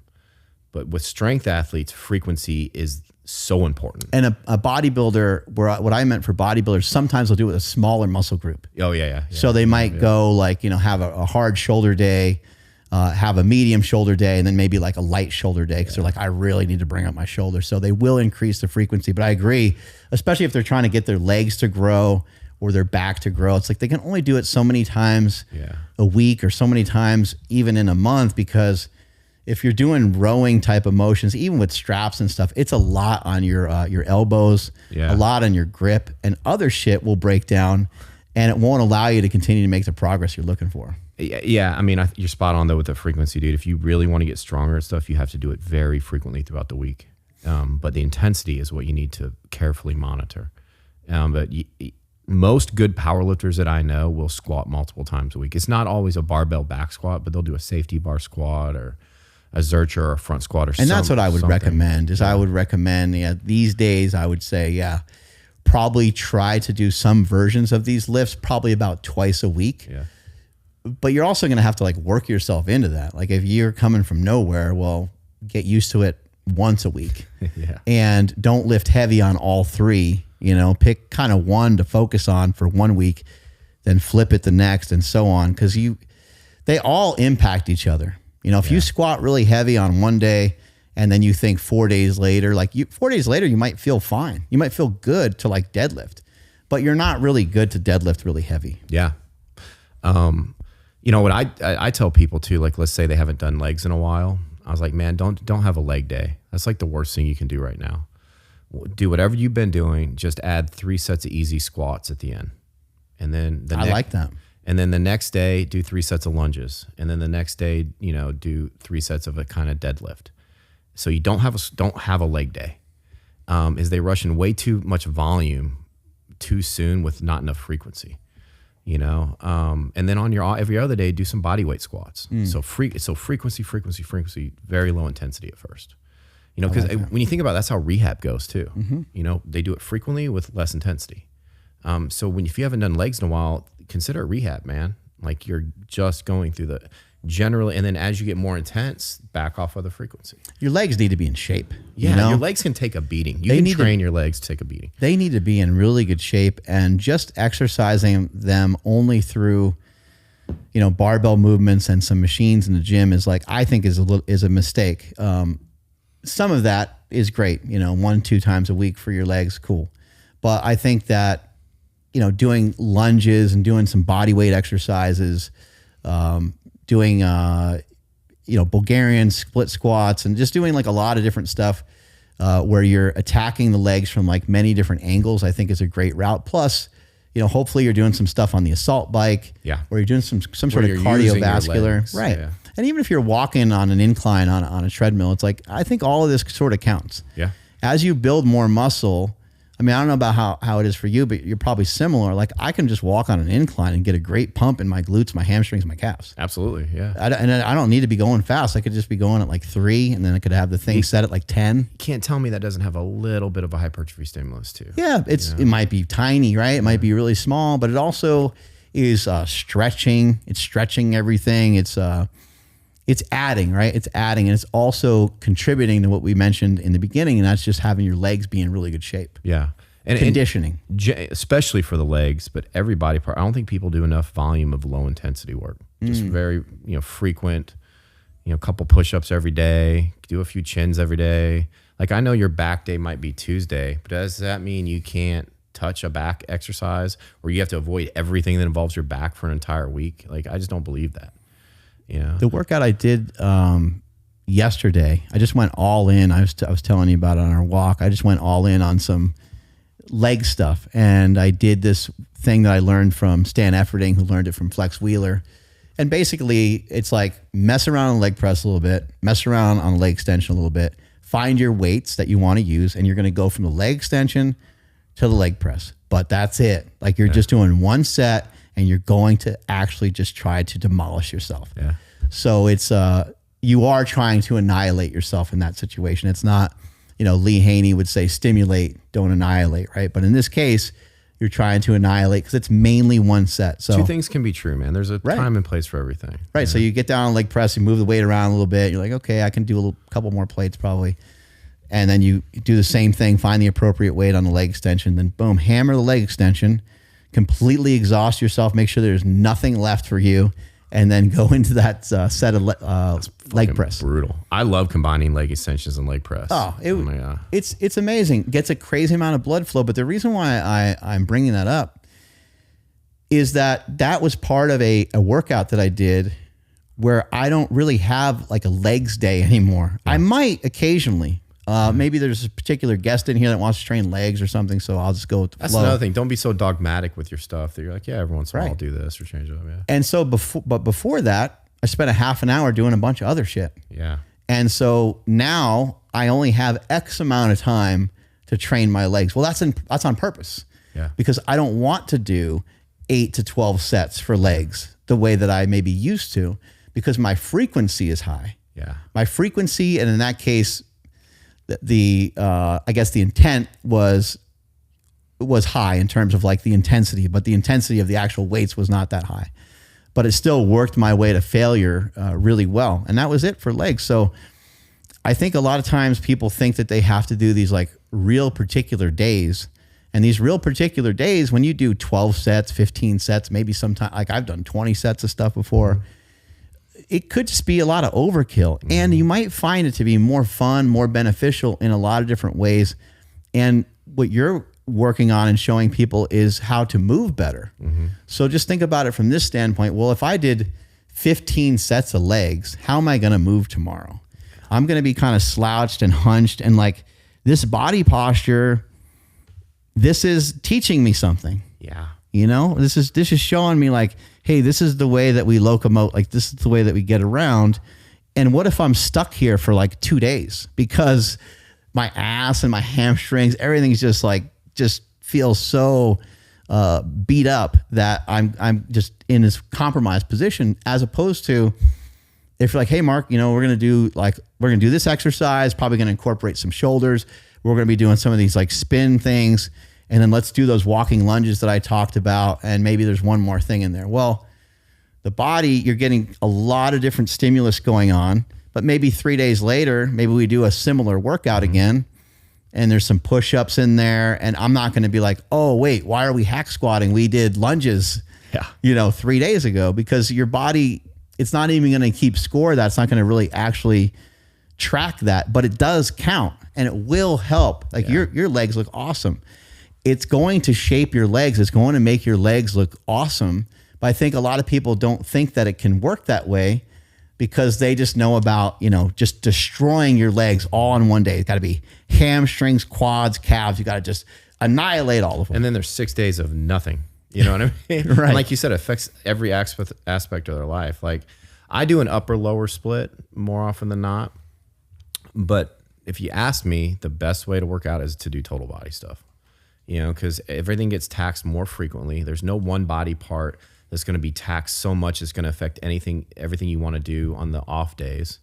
And if you look at the bodybuilders back in the day, it wasn't like I'm a bodybuilder or I'm a power lifter. They were normally both. It's really strong guys that competed in physique competitions. And most of their stuff was total body lifts, In the 90s, all of a sudden it became these splits where like 40 sets of delts and you know what I mean? And like you only hit them once every 7 days and it worked for them. I just don't think it works that well for other people. And it doesn't fit into their life because total body workouts, they're also the most flexible way to work out. Right. And they can be adapted. They're the funnest to program for. I know that. So one of my athletes, I told him like I can be as creative as I want to be with those things. And I know that the next day they're not going to be so debilitated that they can't go out and have a practice or run around or do some of the other stuff I want to do. But everybody is just so hesitant to do total body stuff. I don't know why. I feel like they can't get big, strong muscles that way. And you certainly can. And again, like who knows? Maybe it's not the fastest way exactly to get there. But the fastest way is cool if that's what you're into and that's what you like. But I think you might find it more interesting to do other shit in between the sets of whatever it is you're doing. Like I do stuff that is sometimes just completely unrelated. Yesterday at the beginning of the workout, I did the ski erg, followed by some, I think I did some incline curls in between that. And then just for like mobility purposes, I don't really love necessarily a pullover, but the pullover was for mobility to try to get my triceps and my lats to open up a little bit. So I was doing that exercise. There might've been one other exercise in there, but I did I did like a lat pull down type of thing from a cable. And so I had those 4 exercises in. I just did a bunch of rounds of it. Now someone could look at that and be like, it doesn't really make sense. Like are you trying to grow your biceps or My kids are ready to tear that apart. Yeah. You kind of have some lats in here, but like, it doesn't really make sense. But like for me at the moment, yes, I am actually trying to grow my lats, but I'm like, okay, for me to grow my lats, I should definitely hit them more frequently. So my frequency is high. Yeah. My intensity is like moderate. And the volume is pretty good. Like some days I'll do 3 exercises for the lats and some days I might do like 1 or 2. It sort of depends on the day. But it is a goal of mine, but I'm also not trying to like get there as fast as possible. Yeah. So it's not like I have this like bodybuilding competition and I went into a previous one. They said, hey, you got to bring up your lats. And I'm not just like trying to blast my lats for like 6 months. This is just part of me doing something for this year that I wanted to work on. And what I noticed was I actually have some pretty damn good lats, but I can't move my shoulders well. Yeah. And so if I can move my shoulder better, the way that our boy Nsima can move his shoulder, well, I'm going to be able to tap into muscles that I just right now cannot get into because my function of my shoulder doesn't allow me to get into that muscle the same way. Mobility is going to unlock growth. People don't think about that. Your ability, if you can enhance your mobility, you can get in positions that will unlock. Look at the way Tom Platz was able to squat. Yeah, man. But dude, a sidetrack. But like, what happened to pullovers, man? I love pullovers. It's such a great movement. Nobody does them anymore. It's such a good movement. And, I think for those of you that have a hard time maybe activating it or really feeling it the right way, maybe try to attach a band to it or something, so that way it's got a little, I know there's a couple pullover machines and some of those are pretty good. Yeah. But take a dumbbell and, what I would say is like, don't go to like max stretch point. Go somewhere shy of that and stay a little locked in. And you can also use your triceps too. I know, more right? tricep bend to, when you get to a point you don't feel, you can bend your triceps, it shortens the lever, and then you can go a little deeper with a shorter lever. Like there, you can adjust them in a lot of different ways. And yeah, why not stretch while you're working out, right? Like I don't mean like stretch and take a second and grab your leg and stretch that way. I just mean like, why not have a walking lunge where you hold this maybe static position for a second? You really get those hip flexors to open up. Maybe there's a little bit of a twist in there and you move your body in a particular way. And you do that in between maybe doing a fly, for your chest to open your chest up. And maybe you do it with a pullover in there as well. And now you have 3 sort of stretching exercises, even though you hate stretching, but you just stretched a bunch of stuff that's going to help. I love supersetting back exercises that don't both use biceps too. So like I used to great, yeah. I used to love doing a set of slow, huge range of motion pullovers and get a nice little lat pump and then doing like some reverse grip pull downs. And dude, the lat pump I got from that, and then I love supersetting like straight arm pull downs with a row, because straight arm pull downs don't really work your biceps. So you can get really pre-fatigued in the lats, then go over and hit like a seated row or a bent row. And I just love supersetting things that give me like a great like stretch. Such a great way to get into some muscles that for some people, they have a hard time with like the mind muscle connection to particular muscles. I remember working with Chris Duffin a couple years ago. He's really working on his bench press. Dude's a smart dude, man. Oh my God. He's almost too smart for me. I don't it's like he knows a lot of stuff, but for him, he was having a little bit of tough time, activating the triceps. And I was like, this is simple. I was like, do you do any bodybuilding stuff? It's like, yeah, sometimes after I bench, I said, no, let's do it before you bench. Yeah. Let's get those triceps to kind of turn on before you bench. He's like, or it's like hip thrust before leg day or leg extensions before you hit your leg. An activation movement, right? Yeah. Activation exercise. Yeah. And it worked great. I think all we did was just like I think we did some like tricep stuff this way and some push downs. Yeah. Right before he bench pressed, and he did like 3 or 4 sets of each. Not so much that his like bench is compromised and he's all jacked up and messed up. It was just enough to really tap into him. We got done with the workout. The bench press workout was done like off of some boards, and it was done with like a close grip. He's like, man, my triceps are fried. He's like, I have never felt them that way before. I have a lot of luck doing like, some girls are really focused on their glutes, right? They have a hard time feeling their glutes when they squat or deadlift. Deadlifts, they feel it in their lower back or maybe hamstrings. Squats, they feel it in their quads, and then just doing like 3 sets of hip thrusts before the squats. That makes sense. And all of a sudden they're able, or deadlifts, and all of a sudden they're able to feel it in their butt a lot more. And you can say that you don't turn on a muscle or whatever, but it's like they feel it more. You know what I mean? There's something there. No, I think it makes a big difference. I think that blood flow, getting that blood to that particular area, and I mean, you're wiring something, like you're connecting, these 2 wires together, and there's like a little spark that's going on. And when even like if you were to do some step ups, like a bunch of step ups before you did the assault bike, or vice versa, do the assault bike real hard and then try some step ups. I mean, you're going to feel all that way differently than if you do those things completely separate from each other. You're actually I like stuff that you can actually feel. Same. So like I always use a cold plunge as an example. Like, are you cold? Like, yep. Like I felt that, or if I took this bucket of cold water and dumped it on your spine, like, whoa, you can't deny how you felt from that. Yeah. If I have you do these 2 different particular movements for your biceps back to back, did it engorge the muscle? Like, did it force a lot of blood in there? Well, I'll be able to tell by your face, because you'll be going, you'll be you're starting to have like emotion associated with the pain that's happening. And so I think it's important for us to, not all your exercises all the time need to be that way, but I think that it's important. And some muscles get to be like more painful than others, like quads, like a leg extension comes to mind. Like you're just like dying sometimes on a leg extension. Calves even, like training your I think calves. a lot of that is like leg extensions. There's a little bit of occlusion there that happens. You know, like blood flow occlusion training or BFR or whatever. Because you're kind of like sitting on your own legs, basically. Yeah, I just feel because I get smart. I never thought about that. My quads get really painful too when leg extensions. I'm trying to think of why, and I'm like, oh, they're just not getting that blood flow. So they get it right after. They get it afterwards, like when you stand up. Yeah. But during it, it's just they're not getting enough blood, and that causes pain.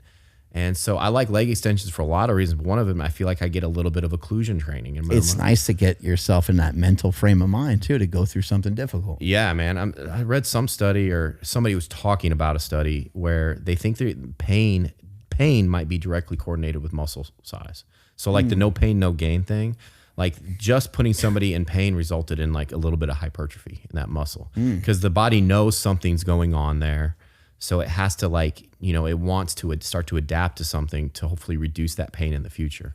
So I don't know, but I mean, there is something to it, man. Yeah. Ben Patrick, I love that dude too. Oh, he's got great information. Knees over toes, Ben Patrick. Yeah. He said, he had me do a bunch of exercises before we started this workout, and it was activation type stuff. And some people would, other coaches or people that sit there and read all these studies or whatever would disagree probably, but we did like a lot of warming up to the point where I was starting to get pretty fatigued at the time. We were just like a lot of backward sled dragging, I believe. But I was trying to keep up with him, and he's a thin guy and he's in great shape, so he's just ping ponging back and forth. And he's like, keep up, keep going. And so I was, but my legs started to really burn and really fatigue. And he goes, what we're trying to do is trying to get such a pump that you can't get hurt. That's genius in a And I was like, that's weird. Wait, I think I know what you're talking about. Yeah. Because the area does get, like, of course you can hurt yourself doing anything, but the area does get so engorged with blood that whatever it is you're about to do, as soon as some of that blood comes down, you're so warm and you basically insulated or inoculated in some way that particular joint away from, I don't want to say away from injury 100%, but like you got it to be so warm and pumped that it's going to feel a lot better than if you didn't do that. Also, I always tell people, like, let's say they haven't been able to squat for a while and they want to start squatting or deadlifting. I'm like, do it last.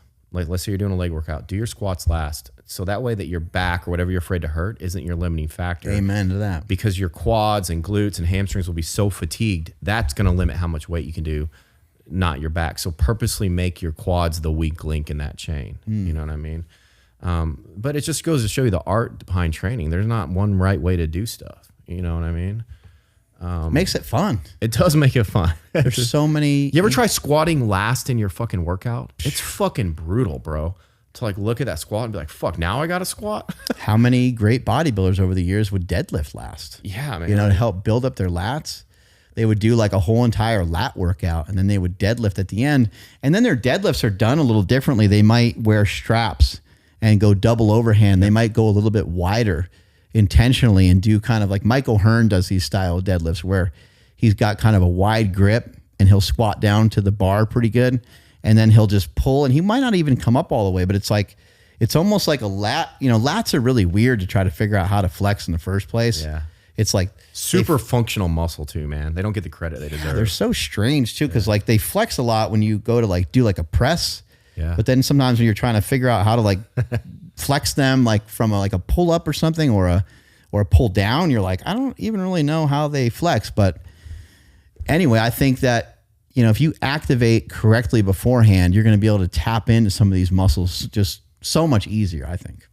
Man, I started a little off topic, but I started doing snatch, grip, deficit deadlifts lately. One of my all-time favorite lifts now. They're so hard. Oh my God. And you talk about, first of all, your traps, because that snatch grip and then your lats are fucking toast, bro. I mean, it's a great workout. And if you try to do that without any straps, oh yeah, workout's done quick. Yeah. I want to shift gears a little bit because you have such a business mind. The first product I used was a Slingshot, and that's been out for a while. Is that the first product you ever put to market? That's the first one. So what inspired? Tell me the story of the Slingshot, man. Because this moment, confession time. In my 20s, I thought the Slingshot was stupid. I thought it was cheating, And I was like, these guys are just this ego. I didn't get variable resistance, right? Like you go say, have grace for these people because they just don't get it. And then, you know, when I was 20, I think I was 27, 28, something wasn't feeling right. And I was like, man, it really hurts in this. And I saw the Slingshot sitting there. And I put that Slingshot on and like a light bulb went off. And it wasn't just a variable resistance. It's like, it forces you to kind of move in the pattern that mimics the pattern you want to do, right? Like forces you to do something. So first of all, if you hate on the Slingshot or you haven't used it, like you don't understand. There's a device that would allow. Yeah, the Slingshot was born out of exactly what you said. I was very curious as to why so many people that I knew and so many of the older people that I would run into in the gym, and I don't mean like old people, but older than me. I was like, I remember being in my 20s and stuff and communicating with some people in the gym, like, I can't really bench anymore. And I was always like, damn, like, why can't they do it? Like, at that age, I didn't get it. I didn't understand what they were talking about. And when I started to kind of play around with some ideas in creating the Slingshot, I was like, well, what if I could create a product that those people don't have to say that they can't bench press anymore? Because for some people, it's emotional. Like they remember what it was like to bench press in high school. They loved it. It was like their favorite thing to do. For some people, might be hard for some people to understand. For some people, the bench press is like their most favorite thing in the world to do. They really look forward to doing it, every single week or whatever it might be. And now this thing is like taken away from them. So I was like, what if there could be something that helps people? Because at the time, I was a competitive power lifter, and I'm wearing a bench shirt. Like, feels a little bit like a bench shirt. Yeah, a bench shirt is like super tight. A bench shirt usually takes multiple people to help you get it on. The bench shirts are expensive, and you're just not going to get the general public to ever really wear a bench shirt. So I thought to myself one day, I was like, you know what? How do I get people to do a full range of motion lift? Because a bench shirt is preventative from a full range of motion lift because they're so stiff that you sometimes need, 300, 400, 500 pounds just to be able to exhibit full range of motion in these things because they're so tight. And they also mark you up and they hurt. They're very uncomfortable. And I tore my pec getting ready for a competition. I was squatting really well. And I was deadlifting really well. And I was super disappointed. I was like, man, this really sucks that I can't still compete. And then I waited maybe a week or two, and it was about maybe 5 or 6 weeks out from the competition. And I was just sitting in the gym by myself, and I threw on this oversized bench shirt. I laid back on the bench, and I did like 185 for a few reps. And again, there's no one in there, so it wasn't really smart of me to do it with a slightly torn pec and lifting this weight. But I lifted it, and I was like, there's like literally no pain here. This is super interesting because the bench shirt was absorbing a lot of that weight for me, and I just had to press through it a little bit. And so, I was like, well, maybe I'll still do the meet because I could still throw this bench shirt on, do a shitty bench press, but maybe get a good, maybe get a good PR in the squat and a good PR in the deadlift. It was rare for me at the time to have my deadlift running smoothly, so I was like, I want to see if I can waste it. Yeah, I want to see if I can get a deadlift PR going.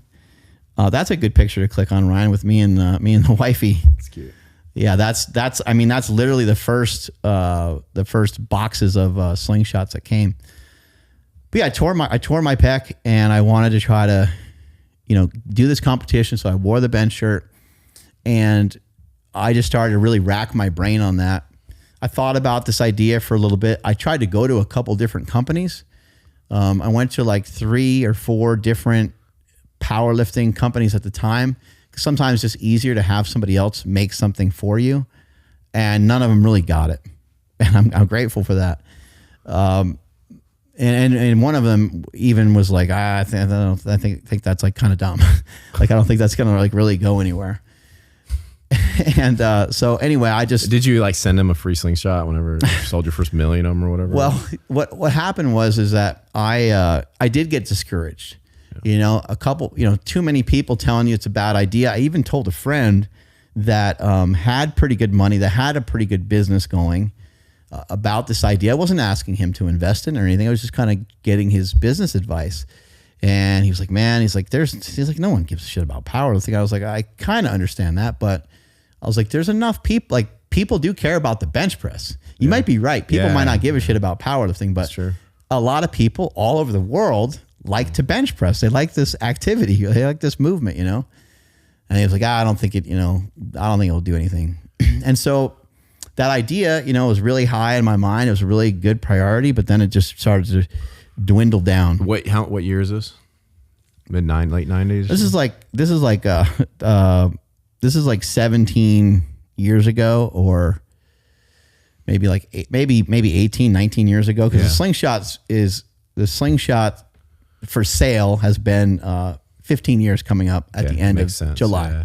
And so I had the idea at least 3 or 4 years prior. And so, I did start to think it was a bad idea. Remember, you know, I'm a kid that thought I was dumb, you know, so maybe the idea is kind of stupid. Well, you're kind of stupid too. So it's probably not, you know, a great invention or a great product. And so it just dwindled. It just was kind of sitting in the back of my head. I didn't think about it as much in the back of my mind. And then my oldest brother, Mike, who had drug issues and was bipolar, he unfortunately died. And then it was a few nights later after his death where I don't know if he like visited me, or I don't even know what happened. I'm not necessarily a person that believes in ghosts, but I'm also not necessarily a person who's going to rule out that maybe there is. And I don't know exactly what happened, but I woke up like super scared from this like dream. He was in my dream and I heard a whisper of the word think. And it felt like someone whispered it like right into my ear. I was like, holy shit. Like, and I woke up and I woke up my wife. I'm like in tears. I'm like, I don't understand what happened. I just got super spooked and super scared. She's like, oh my God, are you okay? And I'm like, yeah, I'm fine. I don't understand what happened or like what this means or whatever, but this is what happened, you know?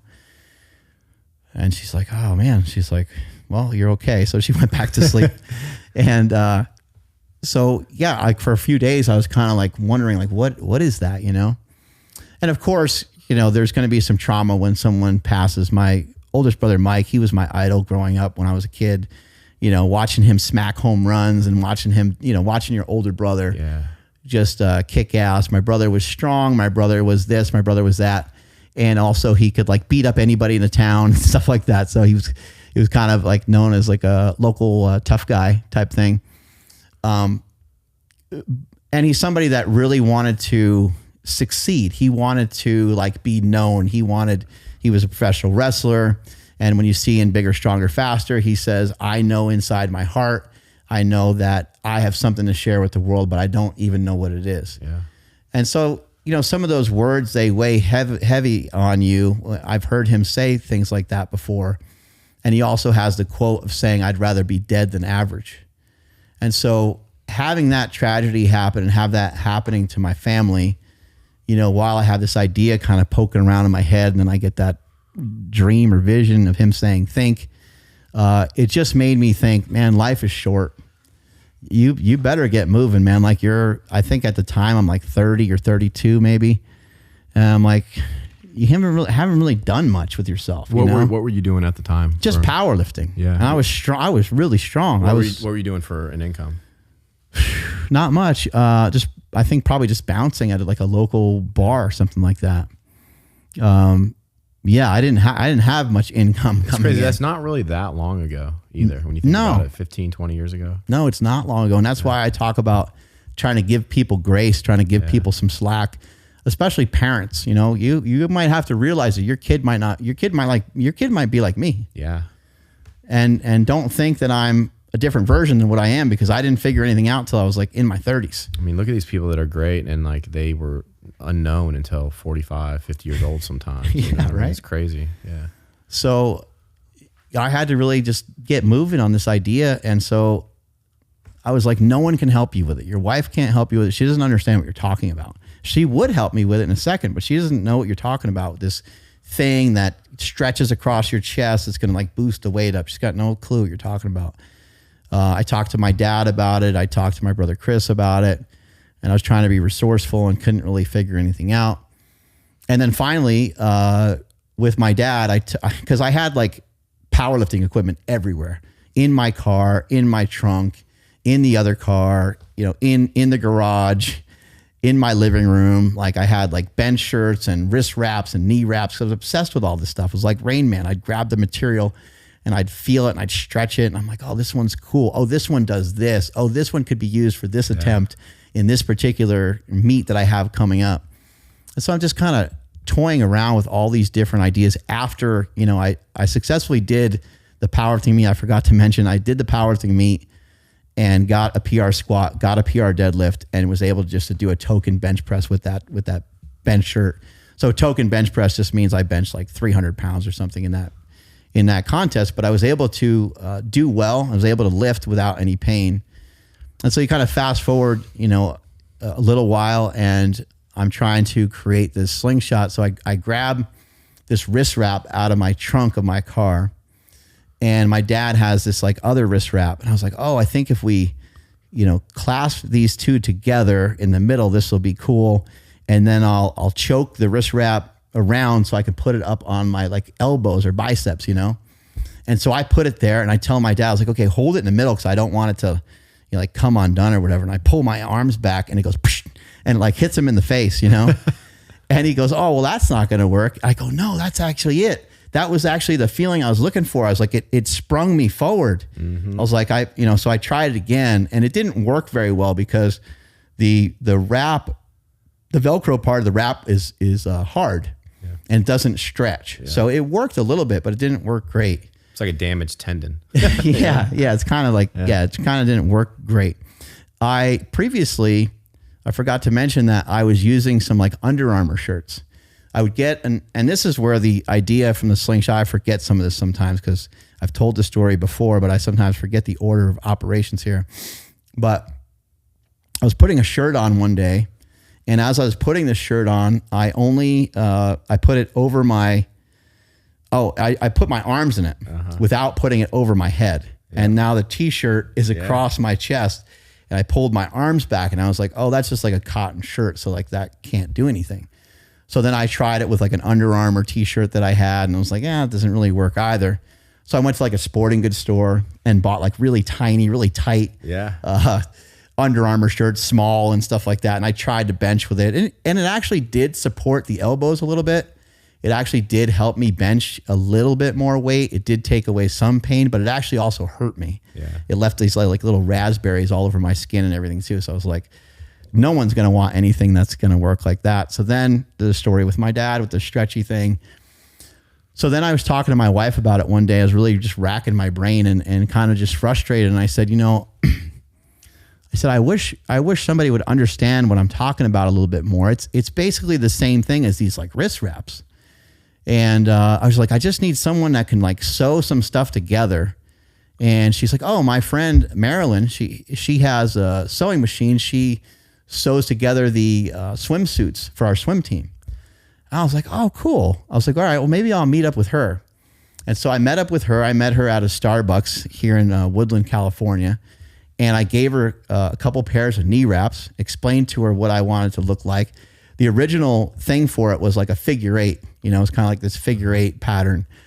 And her and I were kind of going over this outside of the Starbucks this one day. And she's like, well, twisting it. She's like, I don't know if that'll work. I said, well, maybe. I was like, just take one wrap here and one wrap there. So there's one wrap on top of the other wrap. Sew the two wraps together, but then fold them over so that people can slide their arms in there, and then that'll be, a thing. And then she's like, okay, well, what size or whatever? I was like, I don't know, like and I brought a measuring tape and stuff. I was like, I don't know, let's measure my forearms because it has to fit me. Otherwise I won't be able to try it out, So she writes down some of these measurements and stuff. And she's like, okay. She's like, I'll meet you back here, next week. And I was like, okay, cool. So I meet her back at that same spot outside the Starbucks in Woodland. And right next to all that setup too is a shopping center, and there's a Fitness 19 in there. So Marilyn comes with this slingshot basically and hands it to me. And I'm like, oh my God, this is amazing. So I go into this Fitness 19, pretended I was a member there, which I wasn't. You just walk right past the guy like you belong there, right? Like you belong there. Yeah, like, hey, how's it going? And you just... And good to see you again. Yeah, exactly. And then I throw this slingshot on. I bench 135, and I'm like, oh, that's that's kind of neat. Let me try it with a little bit more weight. Put 225 on there, and I start doing some reps, and I'm moving the weight pretty quick, and I rack it, and then I stand up from the bench and just head to toe, just covered in goosebumps. Yeah. I'm like, this is it. When did you come up with the idea for the name Slingshot? I think it was like just a few days after that, because I was like, it was propelling. It was like catapulting. Yeah. Catapult was kind of the first thing that came to mind. It was catapulting. And I was like, no, it's different than that. It's like a trampoline, you know? And I was trying to think of like all these different things. Yeah. And I was like, no, it's like slingshotting me forward, you know? And so, yeah, it didn't take too long after that to where I figured out the name for it. And that was a matter of finding like some manufacturing. So I went back to Maryland and said, hey, I was like, this thing's great. I was like, you need to make a couple different sizes for me. Here's a bunch of knee wraps. And she sewed a bunch of knee wraps together and stuff. And we made a couple more so I could try it out in the gym. I already knew the material that she needed to sew everything together because we were wearing bench shirts. Yeah. And bench shirts sometimes need to be altered. Sometimes you got to take the sleeves in, take the arms in after you stretch them out a little bit to make them stronger. And you need really strong material to sew it together with. And so I already had an understanding of like, it has to be this material so no one gets hurt, so these things don't blow out and all that stuff. And so I went and I started to try some of these different slingshots. I had other people in the gym trying them. And the original slingshot number 1, is in my house, and it's encased in glass because it has red Lycra over top of it, like spandex material, because it's a well-known knee wrap, you know, that other people would recognize. So I didn't want to use that on camera and have people be like, oh, that's just such and such company's knee wrap. But that's what it is. A slingshot is, some knee wraps. That's awesome. That are sewn together. Who did you go to manufacture it at first? How'd you find the manufacturer? So you can't get any more American than this. I was in that same Starbucks where my niece, my nephews, and some other kids thought that I worked there because I was there so much. Yeah. Always just like working and like brainstorming stuff. Like I didn't really have much of a job, but I was just always like thinking, and I was like writing down ideas, and I was getting into like some journaling and stuff. And I've had so many ideas and inventions for lifting stuff, but they were always complicated. Mm-hmm. This one was like beautiful because it was like simple's beautiful. Yeah, it seems so simple. The sculptor, I think he was French, said the statue's not complete when there's nothing more to add, but rather when there's nothing left to take away. Yeah, I love that quote. I like that too, because even looking at the slingshot now, like I've tried to figure out over the years, like, how can I improve this? And I'm like, you can't. Like it's great the way that it came out. How did you market it? So I was gonna say, I went into that Starbucks again and was jotting stuff down, and I just looked it up on my phone. I typed in knee wrap manufacturers, right? And there was a couple different things that came up. I clicked on those, wrote down the number, wrote down the information of a few of those different businesses. And I was like, well, I'm not going to call. I'm going to have my wife call because I'm not good with that stuff. She's always good with it. And she would know how much money we could spend and whatever else it would be. So the first order of slingshots, it was like, I don't know, it was like $800 or $600 or something like that. And they just sucked. They were super stretchy and it just didn't work. It wasn't the material we were looking for. And they smelled really weird. And they had a lot of like dye on them, a lot of this red. So it turned everything red, turned your skin red. It was a nightmare. We tried to like wash out some of that red and that broke our washer. That's funny. So it was just like, it was a disaster, but not a lot of money lost or anything. A lot of money for us at the time, but it wasn't that huge of a deal. We went to a second manufacturer and boom, it was like, and you didn't have to convince them to kind of do it for you or anything, or what? I basically said, I told them, what I was looking for and I was like, I think if we get this right, like this will be a business that will last a long time, be very lucrative for both of us. I think this could work out really well. And they were open to the idea. They were like, all right, well, How did you market it at first? By filming it. and then release it on YouTube or what? Yeah, by filming it and talking about it on YouTube. I think one of the first videos of me wearing Slingshot on YouTube, I didn't exactly say exactly what it was right away. I filmed me doing like some reps with weights that were just a little bit, like not crazy, but just a little bit above and beyond what I would normally do raw. And then I think I started putting some text on the screen saying Slingshot and starting to think about like when it's going to be available. So I got into some discussions with some people that had some advice, and they were like, don't put that thing online. And I was like, I have to. I was like, people need to know this is mine. So there's been a couple good lessons here that I want to point out. You're going to get a lot of bad advice. You listen to people, but sometimes trust your heart, right? Mm-hmm. And then you just... I said, I have to put it online. Like, I already had a little bit of a following at the time. It wasn't huge, but I already had this YouTube channel going with hundreds and hundreds of videos on it.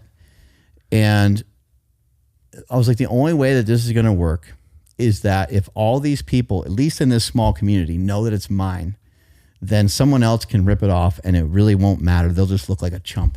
Yeah. They're not going to look good. Like they can make it. And maybe who knows, maybe after a few years, maybe they do win and they, get more market share than me, but it's going to take a while because I'll be already further along than them. So I talked to a few people about it, and one guy said, yeah, don't put it online, keep it a secret, and wait till your patent gets done and stuff. And I had a provisional patent, but a provisional patent doesn't do anything. But the other patents were going to take a while. And so I went to one of my other friends too, and was asking him some questions. And he said, you know what? He goes, the best way to handle this is he's like, you love football, right? And I said, yeah. And he said, the NFL football, it has a signature on it, right? It's whoever the commissioner is has his name on there. He goes, stick your name on there. He goes, that makes it yours. Smart, man. So it's not the Slingshot. This is Mark Bell's Slingshot. That's awesome. And I was like, cool. So it has my signature in the upper left-hand corner, or at least it used to. We changed the logo a little bit. But that was really important to me. And then making it red was another part of the marketing. Yeah. Because powerlifters are fat and powerlifters always wear black. Yeah, that's what stands out, right? To try to make them look less fat, which doesn't really work. But yeah, make it red to make it where it stands out, make sure everyone can see it from across the room type of thing. How many did you sell in your first month? So I ordered 6,000 of them. And which doesn't make any sense because this product hasn't been tested. Yeah. This is a product that's never existed before. And so it doesn't make sense to order 6,000 of them, but I got roped in by the manufacturer because the manufacturer's like, we want this minimum. Yeah. And there's the first one ever. You could see it there. It has no logo because it has some of that stretchy stuff over top of it. But yeah, so I ordered 6,000 of them. My goal was to sell them all within 1 year. And I was close to being right. It took me 14 months. I sold through all the inventory, but there was 1,000 of them that were still left over because they were too small. Because I didn't know the sizing. Yeah. And I made these little baby Slingshots that were just they were too small, and they never had any usage. But and then from there it was okay, well we proved that this thing can work. And then from there it's just a matter of continuing to communicate. But I think something else people can take from this, so much of this stuff just spawned out of passion. I love lifting. I love powerlifting. But I also knew that there's more to powerlifting than just what people see. There's more to powerlifting than just an Instagram clip of somebody lifting something heavy. And I know that people that lift, even though we can be meatheads, can be really funny, can be really quirky. Yep. Man, you go to a powerlifting meet, you want to see a broad swath of humanity, of interesting human beings. That's 100% it. Yeah. And I told whoever was holding the camera at the time, because it wasn't phones at that time, it was just these little CyberShot cameras or whatever we had. I just told whoever had the camera, keep it rolling. Yeah.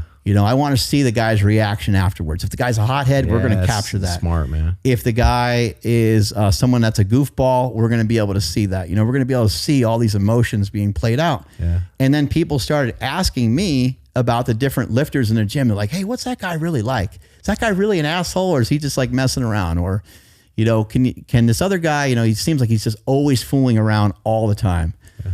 And I'd be like, yeah, I mean, these guys are what you're seeing. Like, this is authentically captured, that this is their reaction to these particular lifts. And then people started to become really into it. They started seeing the reactions, or they started seeing the people smiling after the lift, or they would see a girl squat 600 pounds and they're like, holy shit, like what's going on here? So I had a hunch that other people were really interested in strength, even though they may not care to participate in it the same way that we were doing. I felt in my heart that if I show this to people, they're going to be like, this is pretty damn cool. This guy squatting 800 pounds for 3 reps, that's pretty awesome. This 19-year-old kid benching 600 pounds, that's kind of cool. So for them to see all that, and then also get explanations as to like why we're doing stuff, how we're setting up. It's like, okay, I can understand that person might not give a shit about competing in powerlifting, but I did just teach them like how to bench press, how to improve their bench press, how to have the right technique, how to add the right exercises, and so on. And so the whole time I was already recording all this stuff. This is way before the Slingshot. Mm-hmm. I was giving people content. I was giving people my time. I was sharing information. I also had a free gym for over 10 years. I also was doing free seminars. So I did all this stuff to put this like charity out there in the world. And then without even purposely doing it, I later on had something to sell people on, and people like, I'm in. I don't care what it is. I don't even care if it works. I'm going to buy it from Mark. Yeah, man. The whole know, like, trust thing, man. You have to be yourself, and they have to see who you really are. Mm-hmm. And then I think a lot of people struggle with purpose, finding their purpose. I always say it's simple. Where passion and service intersect, like that's what you have a passion for training, strength training in general, but powerlifting. You served people, you used that to serve people, and then you found your purpose. And then you had a product that you believed in that you just offered them, and they can see your heart, man. So how many slingshots have you sold so far? We've sold over 1 million slingshots over this 15-year period. And kind of like somewhat just to wrap this story up, the rest of it from there is just like trying to make it like an actual company. There's a difference between an invention and a product and an item versus like an entire company. So soon thereafter, after I made the Slingshot, the goal was to start to be able to protect people head to toe. I used to say, protect yourself before you wreck yourself.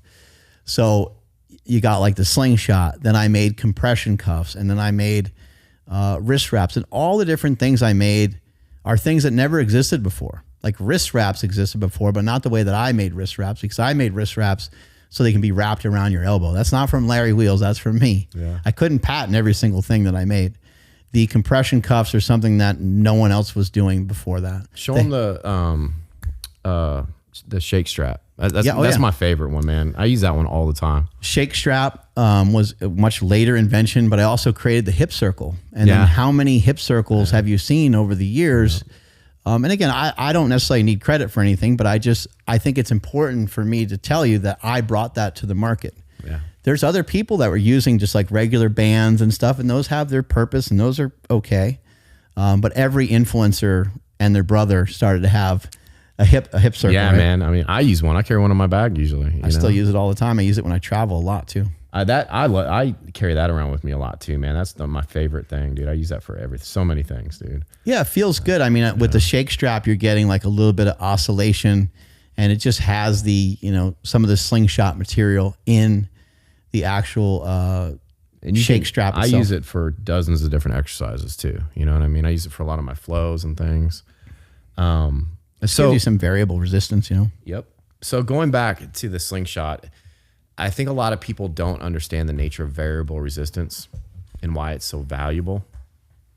That you're always limited by the weakest point in your movement. And so at the bottom, which is a very valuable, so you don't want to get rid of it, right? You don't want to do a partial range of motion unless you have to. You've built up momentum that you have to overcome. You don't have as many cross bridges, so you're weaker physiologically because you don't have as many tissues overlapping. and the lever lengths are always at their longest. So it's a trifecta that limits you, right? It's very valuable. So variable resistance allows you to strengthen that weak point so that you can do more weight where you're strong, right? So the slingshot, I like to use it with my clients. I have a guy who weighs 180. He benched 370. He's 52 years old. Damn. And we would do 2 sets of our max effort lift or close to what he can normally get. And then I do 1 super max set of 3 to 4 reps so he can feel what that weight, because a lot of times without something like the slingshot, these guys just can't feel what their goal weight will feel like. So how are you supposed to bench press 400 pounds of a competition if you've never until that competition even put 400 pounds in your hand? So if his goal is 400, I think he actually benched 390 was the most he ever did in a competition. His goal of 400 pounds is our next goal. He has 400 pounds in his hands because with the slingshot, you can go down. It'll help you your weakest point, and then you know what that feels like, your central nervous system. So to me, the biggest value of the slingshot is it opens you up and gives you some exposure, some safe exposure at your goal weight. You know what I mean? And that it's been unbelievably valuable to my training as a coach. So thank you. I appreciate that. You know, I never needed any proof that it was going to, like the product was going to work. I never needed any studies. I know some people have done some studies on it and they're like, oh, it helps with your lockout. But I just think no matter how anyone's going to really look at it, most of the time, if they're trying to study it, they're going to be probably short-sighted on what it actually does. Its impact is like hard to truly quantify, but just think about, there's books that have been written on this. The only thing that's really changed since Jesse Owens ran like 10 seconds in the 100 meter is the track and the shoes. yeah, Usain Bolt and some of these guys are not necessarily faster. There might be some training techniques and maybe some drugs that are around that are assisting, but mainly the track and maybe the shoes. And I know that we can have some conversation back and forth on that. I'm in recognition of that. But when it comes to something like gymnastics, the floor is very supportive of the activities that you're doing. They would not be able to do the activities that you're doing remotely close to what they're doing day in and day out on that surface that they use for gymnastics. Now, they would be able to do a lot of things very powerfully. They'd be able to mimic some of these things just out in the grass and so forth. But what I've been told about gymnastics is the people that train on the gymnastics floors more often kick the shit out of people that train outside. And you would think that it would be opposite because they're hardening their body up and they're getting used to that. They can create higher peak impact forces with the gymnastics. And it can, right. There's all kinds of variables that it can. Now look, do both, right? Yeah, exactly. Yes. So don't just bench press. You're not saying don't bench press without slingshot. That's ridiculous. Right. Don't. And if you're hurt for a little while, maybe you only wear the slingshot. But as soon as you start to feel better, it'd be great for you to start to do your warm-ups and so forth and start to handle more weight without the slingshot. Yeah, I haven't put them on for warm-ups a lot, man. First set of bench press, always wear a slingshot. Oh, nice. I mean, yeah, definitely. Yeah, you know, I've gotten such great feedback from people on how they use their slingshot that I'm always kind of surprised. You know, there's a couple people have told me they do their entire workout, but every single time they work out, they just do like the last 2 or 3 sets with a slingshot. Just as you mentioned, like just to kind of brush up against, just to kind of get like something a little bit heavier in your hands. But the slingshot is related to something called the future method. And the future method has been around for a really long time where people have been trying to figure out faster, stronger ways of doing things that then can get ingrained into your body. And if we think about track and field, when somebody's sprinting, nowadays, sometimes people will follow like a car. There was an Italian sprinter years ago that would follow behind a car, and this car, you know, took a lot of that wind resistance away because it had like this bubble on the back. Now they build boxes, around the car. Yeah, exactly. So there's all kinds of different. We also see with the 1080 machine, it's like the 1080 will be behind you and you're running, you know, super fast, and the 1080 is giving you some resistance, right?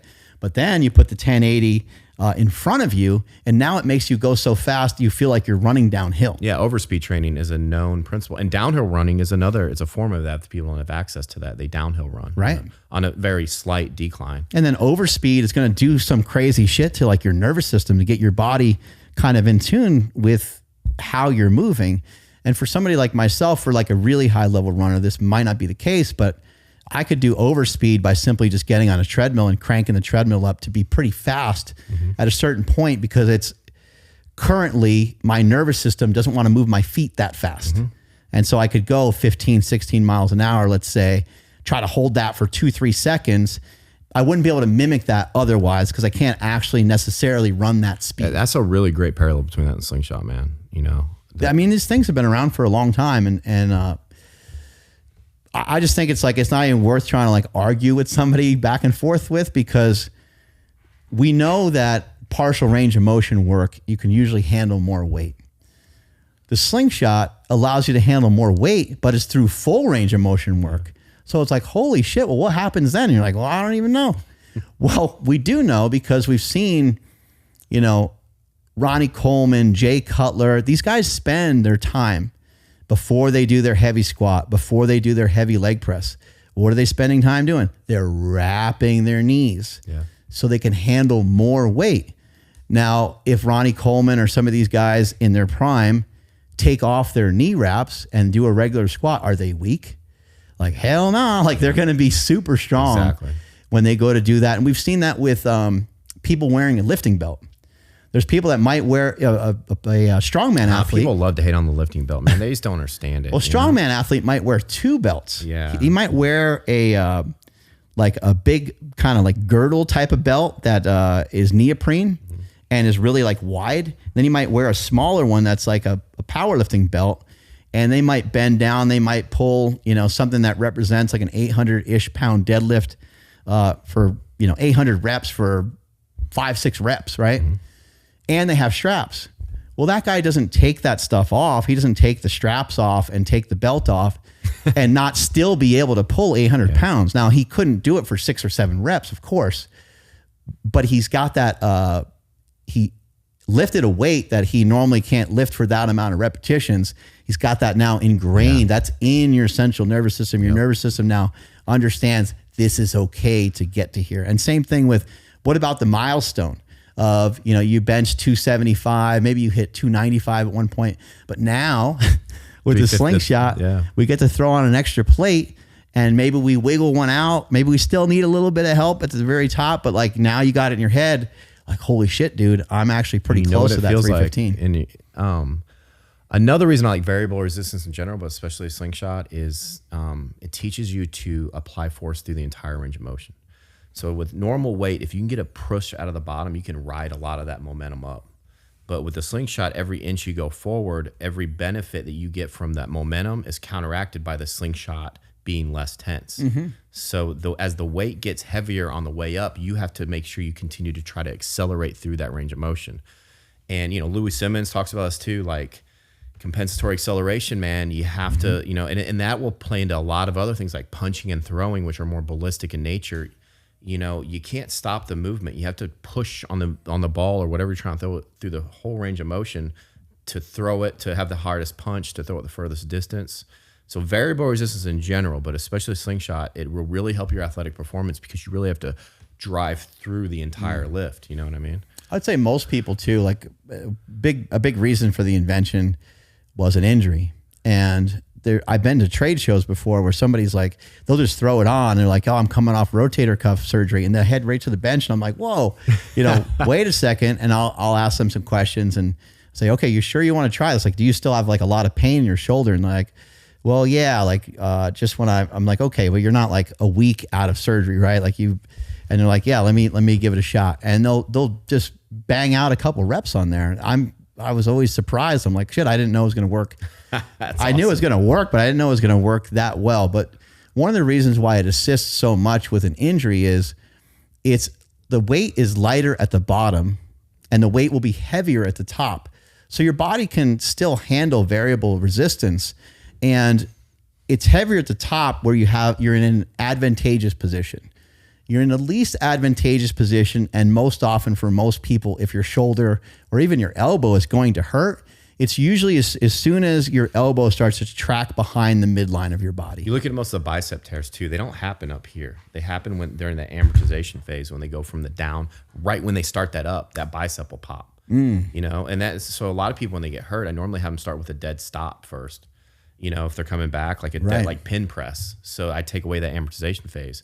The slingshot protects you at that vulnerable spot where a lot of dudes do. It's so common for older dudes to tear their biceps bench press or their pec, or, you know, and it helps you right where you're the most vulnerable. So even if you haven't been injured yet, like, I don't know, man, like it's giving you a boost. Yeah. Right out of the bottom. And what we typically see is that it was designed very specifically. So I could have turned that thing into a monster, but I didn't. It helps you by about 10 to 15%, and that's intentional. And results will vary. You have different thicknesses too, though, right? Yeah, I have. Yeah, I made the Money Shot, which has like, you know, double reactive slingshot material, and I have the Mad Dog Slingshot, which is double the original slingshot material. And that one will give you the most. But some of these like modern, I don't know if how much people follow powerlifting, but the slingshot idea morphed into powerlifting and has created some really crazy bench presses. People benching way over 1,000 pounds. One guy benches like 1,300 pounds. But all this evolution in the strength of what people can do in powerlifting came from the idea of the slingshot, and they basically just put it into a shirt. I never tried to contest any of these things, even though I have a patent, mainly because it just doesn't matter. It's like, I don't really care if they're selling, and who knows if I had even, it's not worth a lawsuit or anything like that. But that is my invention that is just moving on and morphing into a slightly different direction. But I intentionally didn't make mine that way. And the reason why I didn't make that way is because my mentor, Louis Simmons, already figured out that you're not going to get much benefit after you start to do things that are about 10%. All you're going to run into is injury. Yep. Something helps you by 10, 15, 20%. Okay, you might be able to do the 15, 20% here and there. Might be able to get away with it, but that's not smart. Yeah. You start to handle those weights over and over again that are 20% Louis above. Simmons was one of those dudes that also knew how to cut through the bullshit and see what really mattered in a common sense way and convey information in a way people understand it. And at Westside, we did this stuff. Like it was a testing ground for everything. Yeah. So we did reverse band bench press. We did reverse band squats. We did reverse band deadlifts. And Louis was like, you are just ego lifting once you get above about that 10% mark. So if you can handle, you know, a 700 pound bench with this slingshot on, but you can only bench 315 without it, which would never happen with my product, but some of the current ones that are out there, they made them so strong and so stiff, you're not going to get the same carryover strength-wise. I'm not here to tell you that you're not going to get none, that you're not going to get any strength carryover, but it's going to be, in my opinion, it would be way less than what you would get from the slingshot. Yeah, that's a great point. And way more dangerous. So I kind of want to veer away from the slingshot for a minute, because like you have a lot more to your story than just that one product in the company now. Since then, you've completely transformed your body at a fairly late age. You've gotten into stuff that seems it couldn't be further away from powerlifting, distance running, and then sprinting. And what is it about you that gives you the courage to get outside your comfort zone, be a novice again for a while? Because it's hard to go from being somebody that's great at something to being a novice at something. Can you speak to that a little bit? Like, what do you think it is about you that gives you the courage to do that kind of stuff? I think, you know, some of the stuff that I've done, I think is cool. It makes me feel good. It's a way for me to get like recognized, but what have you done for me lately? You know what I mean? Yeah. Kind of thing. And I think that what you've done in the past doesn't accredit you to continue to move forward all the time forever. You know, it's like I've done some good things, but I got to continue to do some good things. I have to continue to be a good person. I have to continue to find ways to be motivated. I have to continue to find ways to motivate other people. Sometimes somebody might say something like motivation is fleeting. Well, that's why I practice finding it and practice making it every single day. That's a great point. You have to like be in search of these things. So I'm in search of stuff. I'm on a journey. I'm a white belt. The world owes me nothing. A lot of things can be taken away in a second. My own health could be compromised, right? I am grateful. I feel amazing that I'm able to do these things. And if I have the ability to go and challenge myself in something completely different, well, then maybe I should, you know, just because I can, maybe I should at least think about it. Yeah. And a lot of things have been sort of natural evolutions. I was on a walk one day And I was like, all right, well, I think I can, I wasn't fat at the time, but I felt fat because I just like wasn't fit. And so I was like, well, maybe I should just try to like jog to that mailbox over there. So I'm on a walk. I jog a couple 100 yards to the mailbox. It didn't feel great. Calves blew up right away. I was like, man, that's not very good. I walk, a little while longer, and I start doing this like walk, jog, walking, jogging. Go on the walk the next day. Calves are a little sore. I'm like, I'm just going to walk today. So I just walk. Like very casually walk and jog and repeat it. And one day I was like, you know what? I'll probably never really run this whole thing. This is like 3 miles. I'm not really a runner, so I'll just continue to walk, jog it. This feels great. This feels good enough for me. And one day I just started to jog, and I just kind of Forrest Gumped it. Yeah. And I just kept going. And I was like, oh, I'm breathing pretty hard, but I'm safe. I can handle this. And so I finished out the run. It took me like 45 minutes or something. And I think since that, I think I've done like that same run in like 20 minutes less or something like crazy, that, and I'm not fast. It's just, I was so slow in the beginning that it was easy to make some progress there. And so I just think in some ways I was afforded and given and received an amazing life. I've received, without doing anything, ended up with awesome parents. I'm born here in the United States. I don't have to like fight for food every day. I'm not worried that the government took away our bread or like, I just have like a lot of conveniences, and I have a lot of things available to me. So I figure like I should just go and challenge myself and continue to do things that are fun. And also I have financial freedom. The stuff that happened with the Slingshot, I don't have to work. I haven't really worked much, and this isn't to try to make everybody hate me, but it's just being authentic. Yeah. I haven't really worked in about 8 years, 6, 7, 8 years, somewhere in there, because my wife handles most of the back end stuff. There's not that much stuff to do with the business anymore. We hardly have any employees. It's her and I, along with another family that helps run some of the logistics and stuff for us. And that's pretty much it. So I don't have I have responsibilities. I have children. I have stuff, but the responsibilities they don't need so much frequency. They don't need so much intensity. And so my responsibility now is to continue to grow and to challenge myself. I mentioned earlier that I'm a white belt, but I want to be a blue belt. I want to be a blue belt in running, or work my way into being a purple or whatever the other colors are. I want to continue to improve and expand and learn.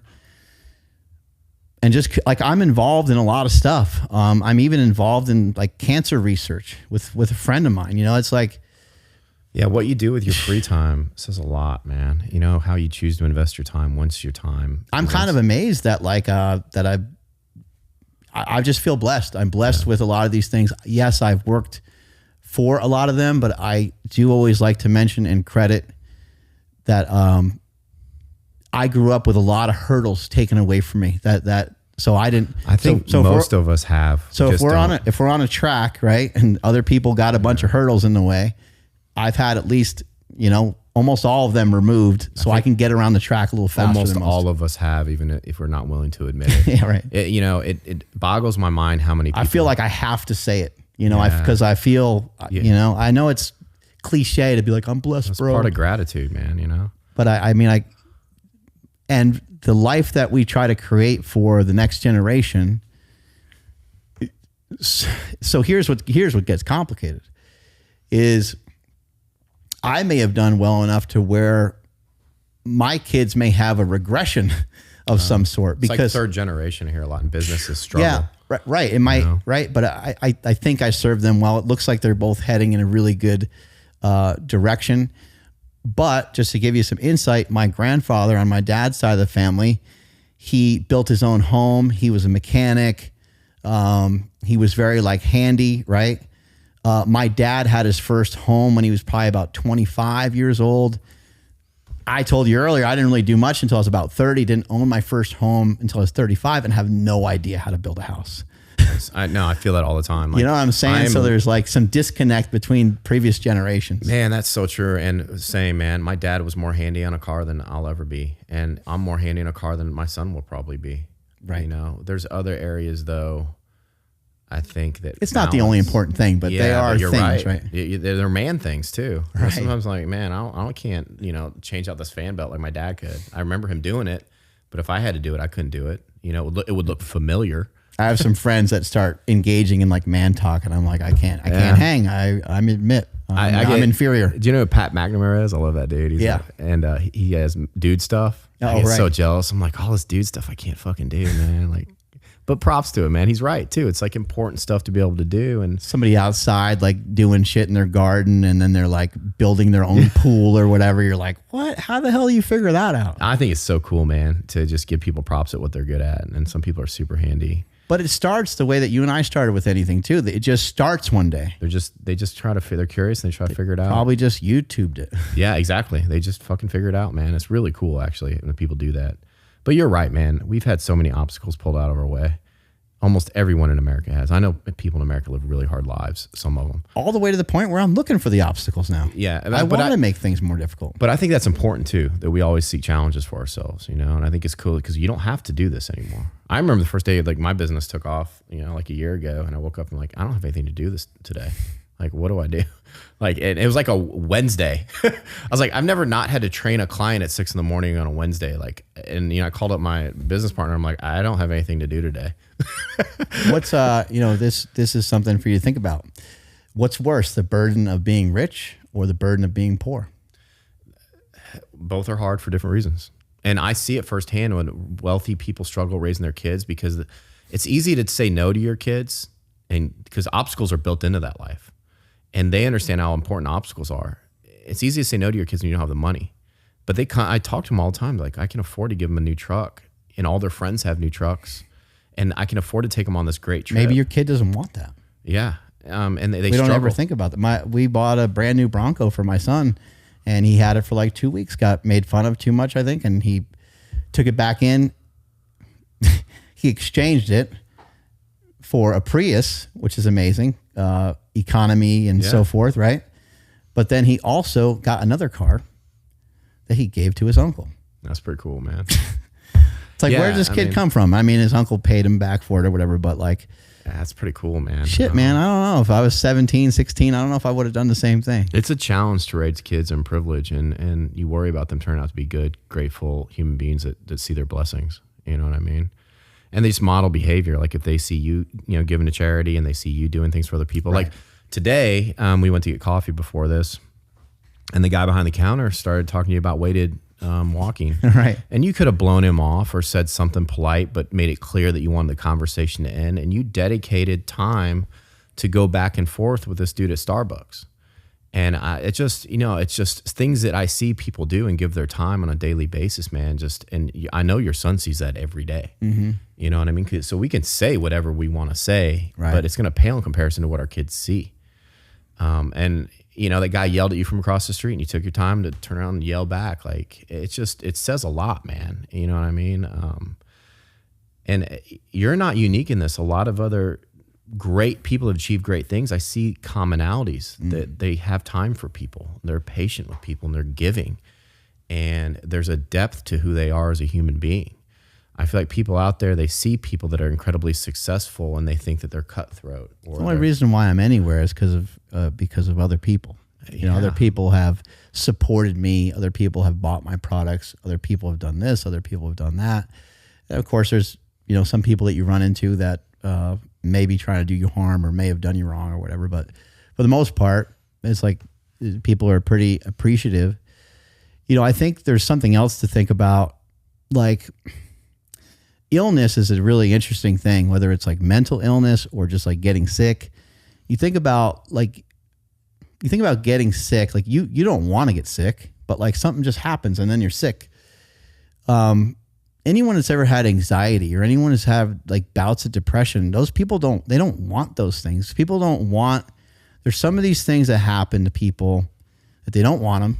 And when they happen, they can't stop thinking about them. And then they're in this like cycle, this circle. How can you think about other people when you're thinking about yourself, right?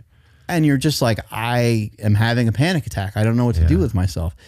I've been very fortunate in my life to where I haven't had, I really have had next to none of that. Yeah. And so I'm grateful for that. But I have friends and I ask them about their experiences and they're like, no, dude, you don't understand.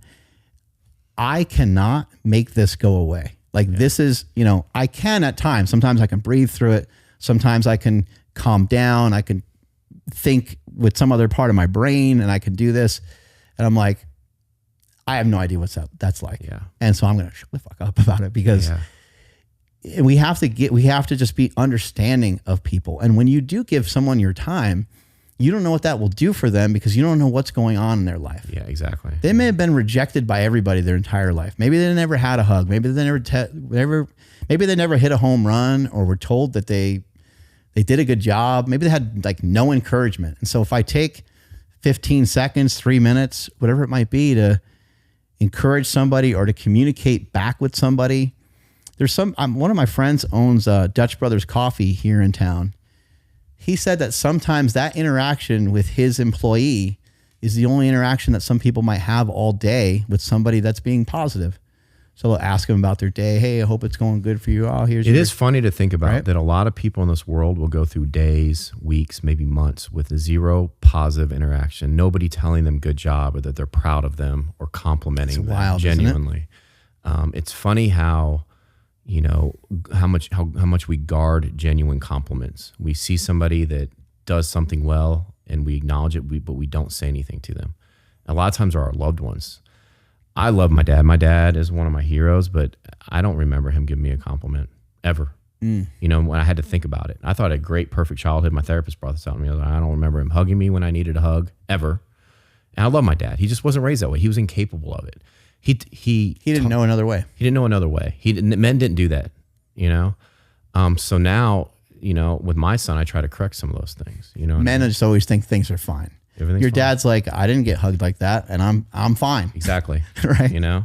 If I tell him he's good at something, he'll get a big head. And I say too, like when you get. He might be right. Look how you turned out. Yeah. I mean, you know what I mean? Like you're a badass dude. So like. Yeah. A lot of that came from insecurity and I had to prove stuff to myself, Damn it, Dad. You're still sort of right. Yeah. Hate you for it. And my dad did a lot of things that I loved, man. And he's one of my heroes. But also, when we get older and we get to a place where we're more respected, or if we're a big brother, or if we're a coach, or if we're reaching levels to where you've gotten where people really look up to you, people become powerful. Like you're a powerful dude. Right? You might not have direct power, but what you say carries weight. I wrote my dad a birthday card one time. I was like, you don't pull a lot of weight in this world, but you carry a lot of weight. And so that's a form of power. And so your words have power with people, bad or good. If you say one bad thing to somebody, that affects them much more than if somebody else said it. But if you say one good thing, so, my thing is like, I have the ability every day as a coach of young kids with my power, it is what it is, over these kids to lift them up. Like, why would I not use that? Every day when I used to train kids, I used to train 8, 9 a day. Every day I'm going to say something good to this kid, a genuine compliment. I'm not going to bullshit them. Find something they're doing well. Cause I don't know, that kid may not have had a compliment this whole week. I see how the dads are with them. They're like my dads. They don't compliment their kid. All they do is criticize them. Comes in with like cool looking shoes. And you're just like, hey, your shoes. Those are sick, dude. Where'd you get those? We don't know how much these people are being bullied. We don't know how much their ego's been torn down outside of there. And I have ability to make someone's whole day better. Why would I not do that? I think, some of what you're talking about, where you're coaching some of these people. So like I've definitely changed over the years. Sometimes people are like, you changed. And I'm like, good. Cool. I hope so. I hope I continue to evolve. But in general, I don't feel like I've changed that much. And maybe other people are able to see changes in particular ways or whatever it might be. But it's not so much that I changed, but people's perception and the way people feel about me has changed a lot. Yeah. That all of a sudden makes my words more powerful. Yeah. And I didn't necessarily do anything for that other than maybe post like a lot of videos and talk for a while. And then people placed a value assignment on me to where now I'm higher up. Oh, you're better than that. You shouldn't talk that way. Or, you know, or I said something to somebody and somebody, you know, shoots me a text or whatever, just kidding around, just like working out with training partners in the gym. And like, hey man, you know, what you said really hurt. And I'm like, what?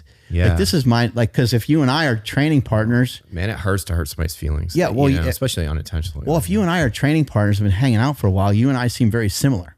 Yeah. So I can call you a dickhead and I can tease you. You can call me whatever, be like, come on, smelly or whatever. Like, we can just make fun of each other. You could miss a lift. I could kind of tease you, and then I can miss a lift and you could tease me, and probably like neither one would probably really care that much. Right. But over the years, as people started to push me up onto higher pedestals, the messing around in the locker room, the messing around in the gym, I had to be more careful with. Yeah. I started to recognize like, oh, your words now mean something different to some of these guys. So as much as fun as I have doing that, I need to, because I like to cut people. Yeah. I like to cut people deep. Like just messing around. It's again, I just, and so I'm like, you got to cut it out, dude. You can't do it anymore. It's similar to being a leader, man. As a leader, you can't punch down, dude. Like people below you, you cannot tease them or engage in teasing. It's such a big part of a leader, man. Like, and you got to be careful because sometimes you don't mean to be mean about it. Just sometimes you could be doing that with a friend, but then like if the friend's an employee, then that's like, that's not the right spot to do that. It has to be an actual friend where there's, you know, the reciprocation going back and forth between you guys having this discord about messing around with each other. Like you're maybe military buddies, but you're not going to mess around with your military buddies the same way. You're not going to talk nearly the same way with those guys as you are with someone that works for you, even if it was someone that was in the military with you that's now an employee. Exactly. You have to change the nature of your relationship with them. And also there's a tenet with leadership in the military, you praise in public, you correct in private. If somebody does something wrong, I'm not going to put them on the spot in the middle of everybody, make an example of them. That's not good leadership. You bring them into private and you counsel them one-on-one. But you praise in public. If somebody does something right, everyone will know that this person did that thing right. So praise in public, but correct in private. I like that. You know, don't tear people down in front of other people, you know, especially if you're their leader, you know what I mean? You also, you might want to, even with the criticism, you might want to tread lightly, but you sometimes you have to, in order to make your business or your thing better. Sometimes you do have, like, that's part of being a leader, is you might have to kind of chop someone down, even though you didn't really mean to chop them down. It's it might counseling, feel like they're getting chopped. It's unfair to that person if they don't know what they did wrong wasn't the standard. Right. They need to know what the standard is, and they need to know if they're not living up to the standard in no unequivocal terms. Kindness, in a kind way. Just, this is the standard. Right now, you're not meeting it. You know, that's a lot of problems that leaders have and bosses have is they will fire people or complain about people, but they never counsel people. They never develop people underneath them. That's your job as a leader, right? To develop other leaders. At least partially mentor them. Yeah. And then, you know, always with kids, but this can count for anybody, sandwich your criticisms. So you can always find something good about somebody. You know, start with a compliment or something they're doing well. So I have to criticize, correct kids all the time. If they always do something wrong when they're training, I have to address it. But I always start with what they're doing right. Then I go into what they did wrong, and I finish that with some motivation or another compliment. So every criticism is sandwiched by two compliments, genuine compliments. You know, don't bullshit people. And it just makes, and I always try to finish the session on a high note too. The whole session they could be fucking up. And I see it, and it's just not happening today. It's not going to happen today. So I have to find something at the end of that session that I know they're going to succeed at, so I can send them home with a win. You know what I mean? Because I'm not going to see this kid again for the next week. He's going to go home week thinking he lost the session. So one of my goals is never let a kid end the session with a loss. You know, it's like basic leadership stuff. You know, and I feel like people don't get it. You know, they don't know what it means to be a leader. And it's being a leader isn't being the loudest voice in the room or being super fucking motivational all the time. There's 13 keys to being a leader, and one of them is counsel your people. You know, and even criticism, you know, sometimes a criticism, you might be surprised and shocked that you could get somebody to potentially agree with that criticism. Yeah. You know, you could say, hey, you know, I love that you know, if you're talking to one of these kids, you know, I love that you always do your sprints with a smile, but would you agree with me? You're not always given like 100. Like, I think you can run a little faster. Yeah. Or ask it like, hey, do you think you're giving your best effort? Do you think the job you're doing is satisfactory? And if they say yes, dig a little deeper. Why? And, before you say you're not doing a good job, like, let them come to their own solution. You're not working hard. It's going to be received way differently. Yeah, for sure. Then I think you can work harder. Yeah. This isn't who you are. Would you agree? You think you can work a little harder? I mean, if I'm being honest, I've noticed that, for this week, you're showing up at like 10:30 a couple times. You're supposed to be here at 10, stuff like that. Yeah, man. It's find some agreeable thing to where it's not feeling like such a crazy attack. Yeah, exactly. I know it's a little off topic, man, but before we wrap it up today, man, you've given me so much of your time already, but who are three people? Who are the three most amazing people you've met in your life? If you had to pick three or four, what are some examples?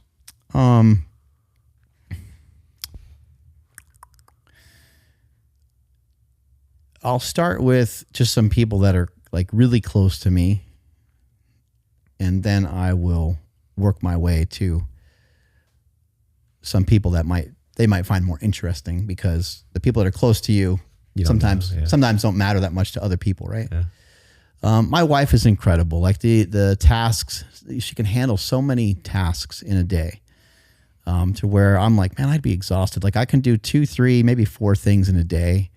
And usually I'm just good for like 1 or 2, but she's good for like 10 or 12. It's very similar to my girlfriend, man. Yeah. And she's doing stuff with our business. She's running out to, an appointment for something, to meet with somebody about like something new that we're doing at our house or whatever. Then she's doing some stuff for our business. And then she's like working out with her friends, which she organizes these workouts where she works out with like 10 to 15 of her friends. She's just doing so much shit in a day. She swims every morning. She usually works out like mid to late afternoon, depending on the schedule. So she's just like going every day and doing that. And she still finds time to put everybody else in front. The kids are number one. Like, my kids, like, to her, like I do my best to like make my kids a priority, but she's like, pushing everything else out of the way. Kids are like, Jake needs this or Quinn needs that. And she's like on it, she's making sure it gets done like right then and there. And she's really quick. She's really fast with everything. She walks fast. She might talk a little fast, and she kind of makes everyone's New head. York, man, they all do. Yeah. Kind of makes everyone's head spin. And she's I admire that about her. She has an intensity about her that is interesting, because you're like, well, if someone's going to be like intense like that, they're going to like burn out, but she doesn't.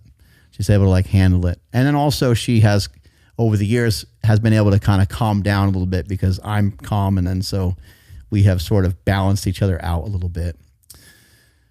My brother Chris, he's my best friend. My brother Chris is the one that got me into powerlifting. My oldest brother Mike, he lifted and got us into some lifting too, but Chris specifically was into powerlifting, taught me powerlifting from the very beginning. And then I was lucky enough to be around other people that took lifting seriously. Like, they had like goals. They either wanted to be like a bodybuilder or they wanted to be a power lifter. And I saw that at a very young age, and that all of that was really, really helpful to me. Both of my parents, my mom passed away a few years ago. My dad's still around, but both of them, absolutely amazing people. Humble, always put their kids first. Are you more like your dad or your mom? If you had to pick one, what do you think you take after the most? Well, maybe not everyone got a chance to see it in this interview, but I'm probably more like my mom, because I don't take everything so seriously. Yeah. And my mom would like even laugh at her own jokes and stuff like that. And like, I just like to mess around a lot, especially kind of out of this setting. I spend more time doing it because I don't want people to like, I already talk for so long that I don't want to waste any more time for people. But yeah, probably a little bit more like my mother in some regards. And, but yeah, I was just saying some stuff about my brother. I mean, he's just authentic. Yeah. He really likes to help people. He likes to put time into other people. And then, in terms of like amazing people that I've had opportunities to like rub elbows with, I would say that Ron Penna is really special. Ron Penna is the owner of Legendary Foods formerly Quest Nutrition, the Quest bars and so forth. And he's somebody I admire. He just, what he does and how he does it, you're just like, I just don't even understand it because he does it at such a high level. He's in great shape. He's in his 50s. He looks like he's in his 30s. You kind of can't get anything past the guy. You try to tell him about something new or different, whether it's like fitness or health, and it's hard. He'll be like, oh yeah, I read that book. And you're like, holy shit, man. The guy's a wealth of knowledge, and how he does things is just different. What he created at Legendary Foods, which I've been down to their facility a bunch of times in Los Angeles, is unique. Like everyone that's working there, or at least it appears this way, everyone that's working there loves working there. Yeah. And they're autonomous. They have their own little thing going on, but they all get together often and have meetings. Like I think almost, it seems like weekly they're all getting together to some capacity, and everyone has something to offer. I've even sat in some of those meetings before, and they're like, hey, what do you think about this? And I'm like, that's cool, man. I'm like, well, I'm the owner's friend, so I don't know if I should interject. They're like, no, tell us, like, does it suck? You know, they want to know, like, does this suck? And I'm like, well, it's like that wrapper's like a little too shiny. I can't really read the logo that well. Yeah. And then they're all like yelling at each other, like, I told you. But he created a really cool environment. Yeah. He's somebody that I have a lot of admiration for. And he's also has spent over $25 million researching cancer. It's his own money. Man, that's crazy. And if he ever solves cancer, which I think that he will, I think he's getting close, but I think that he will be able to solve it, and it might not even be monetizable. So that gives you an idea of like what kind of person this guy is. You're like, wait, amazing. What? Wait a second. What's going on? Yeah. He already made a lot of money. He sold Quest Nutrition for like $1 billion. So I think financially he's still secure. And last person would be John Cena.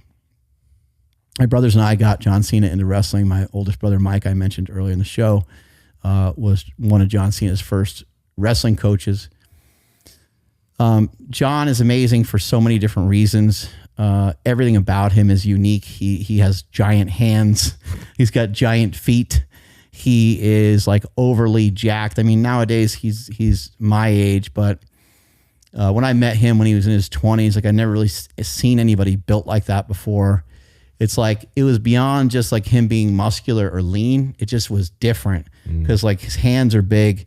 His forearm and wrist is gigantic. There he is there. Some of those people, it's hard to describe it until you see him in person. You know? Right. Yeah. The band that he used to wear on his arm, he used to wear this like band on his bicep. It's like a headband. It's like a headband, yeah. But he's got like a 3XL, bicep and tricep. You can see kind of how beefy and meaty he is. That's crazy, man. Yeah, you can see there's his hand right there. Crazy. Look at that thing. It's like a tennis racket. That's crazy. When they were looking at me for the NFL, one of the reasons that they kind of passed was they said my wrists were too small, because they look at and then when I was bouncing in San Diego, stamping hands, and this massive hand comes by, and I expected to be attached to this like 8-foot dude. It's like LaDainian Tomlinson. He's like this big. Oh shit. And I was like, yeah, the NFL players are built different, man. They're just built different. Well, and LaDainian Tomlinson was so good at catching the ball and handling the ball. Yeah. He was like one of the greatest wide receiver running backs ever, right? Yeah. Like, cause he was so good coming out of the backfield to catch those passes. But yeah, John Cena is just incredible in a lot of ways. Obviously he's got some great prowess on the microphone. He's got some great prowess with lifting and with his physicality, but being someone that has known him for, I guess, close to like 30 years or so, 25 years or so, just knowing like his mindset and how he doesn't get thrown off one way or the other. We talked about that word equanimity. Seems like he has good balance of his mind, but also he's not afraid to utilize emotion and to allow himself to have emotion, because he don't want to just like suppress that. So yeah, I mean, those are all people I admire. Those are all people that have been helpful in my life. And there's certain people in my life.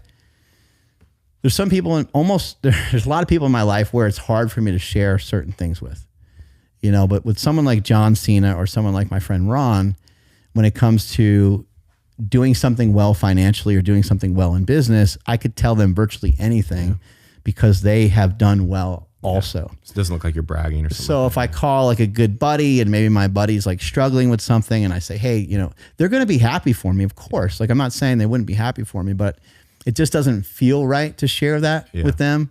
Whereas somebody like Ron, he might have one SKU that of something at Legendary that makes, you know, a few $1 million a year that he just, so I can tell him virtually anything and he's not going to be surprised or shocked. Also, they can kind of relate to your problems a little bit better because you know what I mean, they understand it. Yeah. Exactly. So yeah, those are some people that had big impacts on my life. Man, those are pretty impressive people. Thank you. Well, man, I think we should probably wrap it up. For be considerate of your time, dude. You've dedicated your entire day to me, and I can't be more grateful, man. I was so excited to come out here, and it's definitely lived up to all my expectations. And I'm so blessed to get to meet you, and talk to you in person, and I just can't wait to, if you're ever in Austin or if I get back out here to do it again. And this is the first of many meetings, I think. And this has been great. I loved it, man, and I'm very, very thankful. Thank you so much. Appreciate it.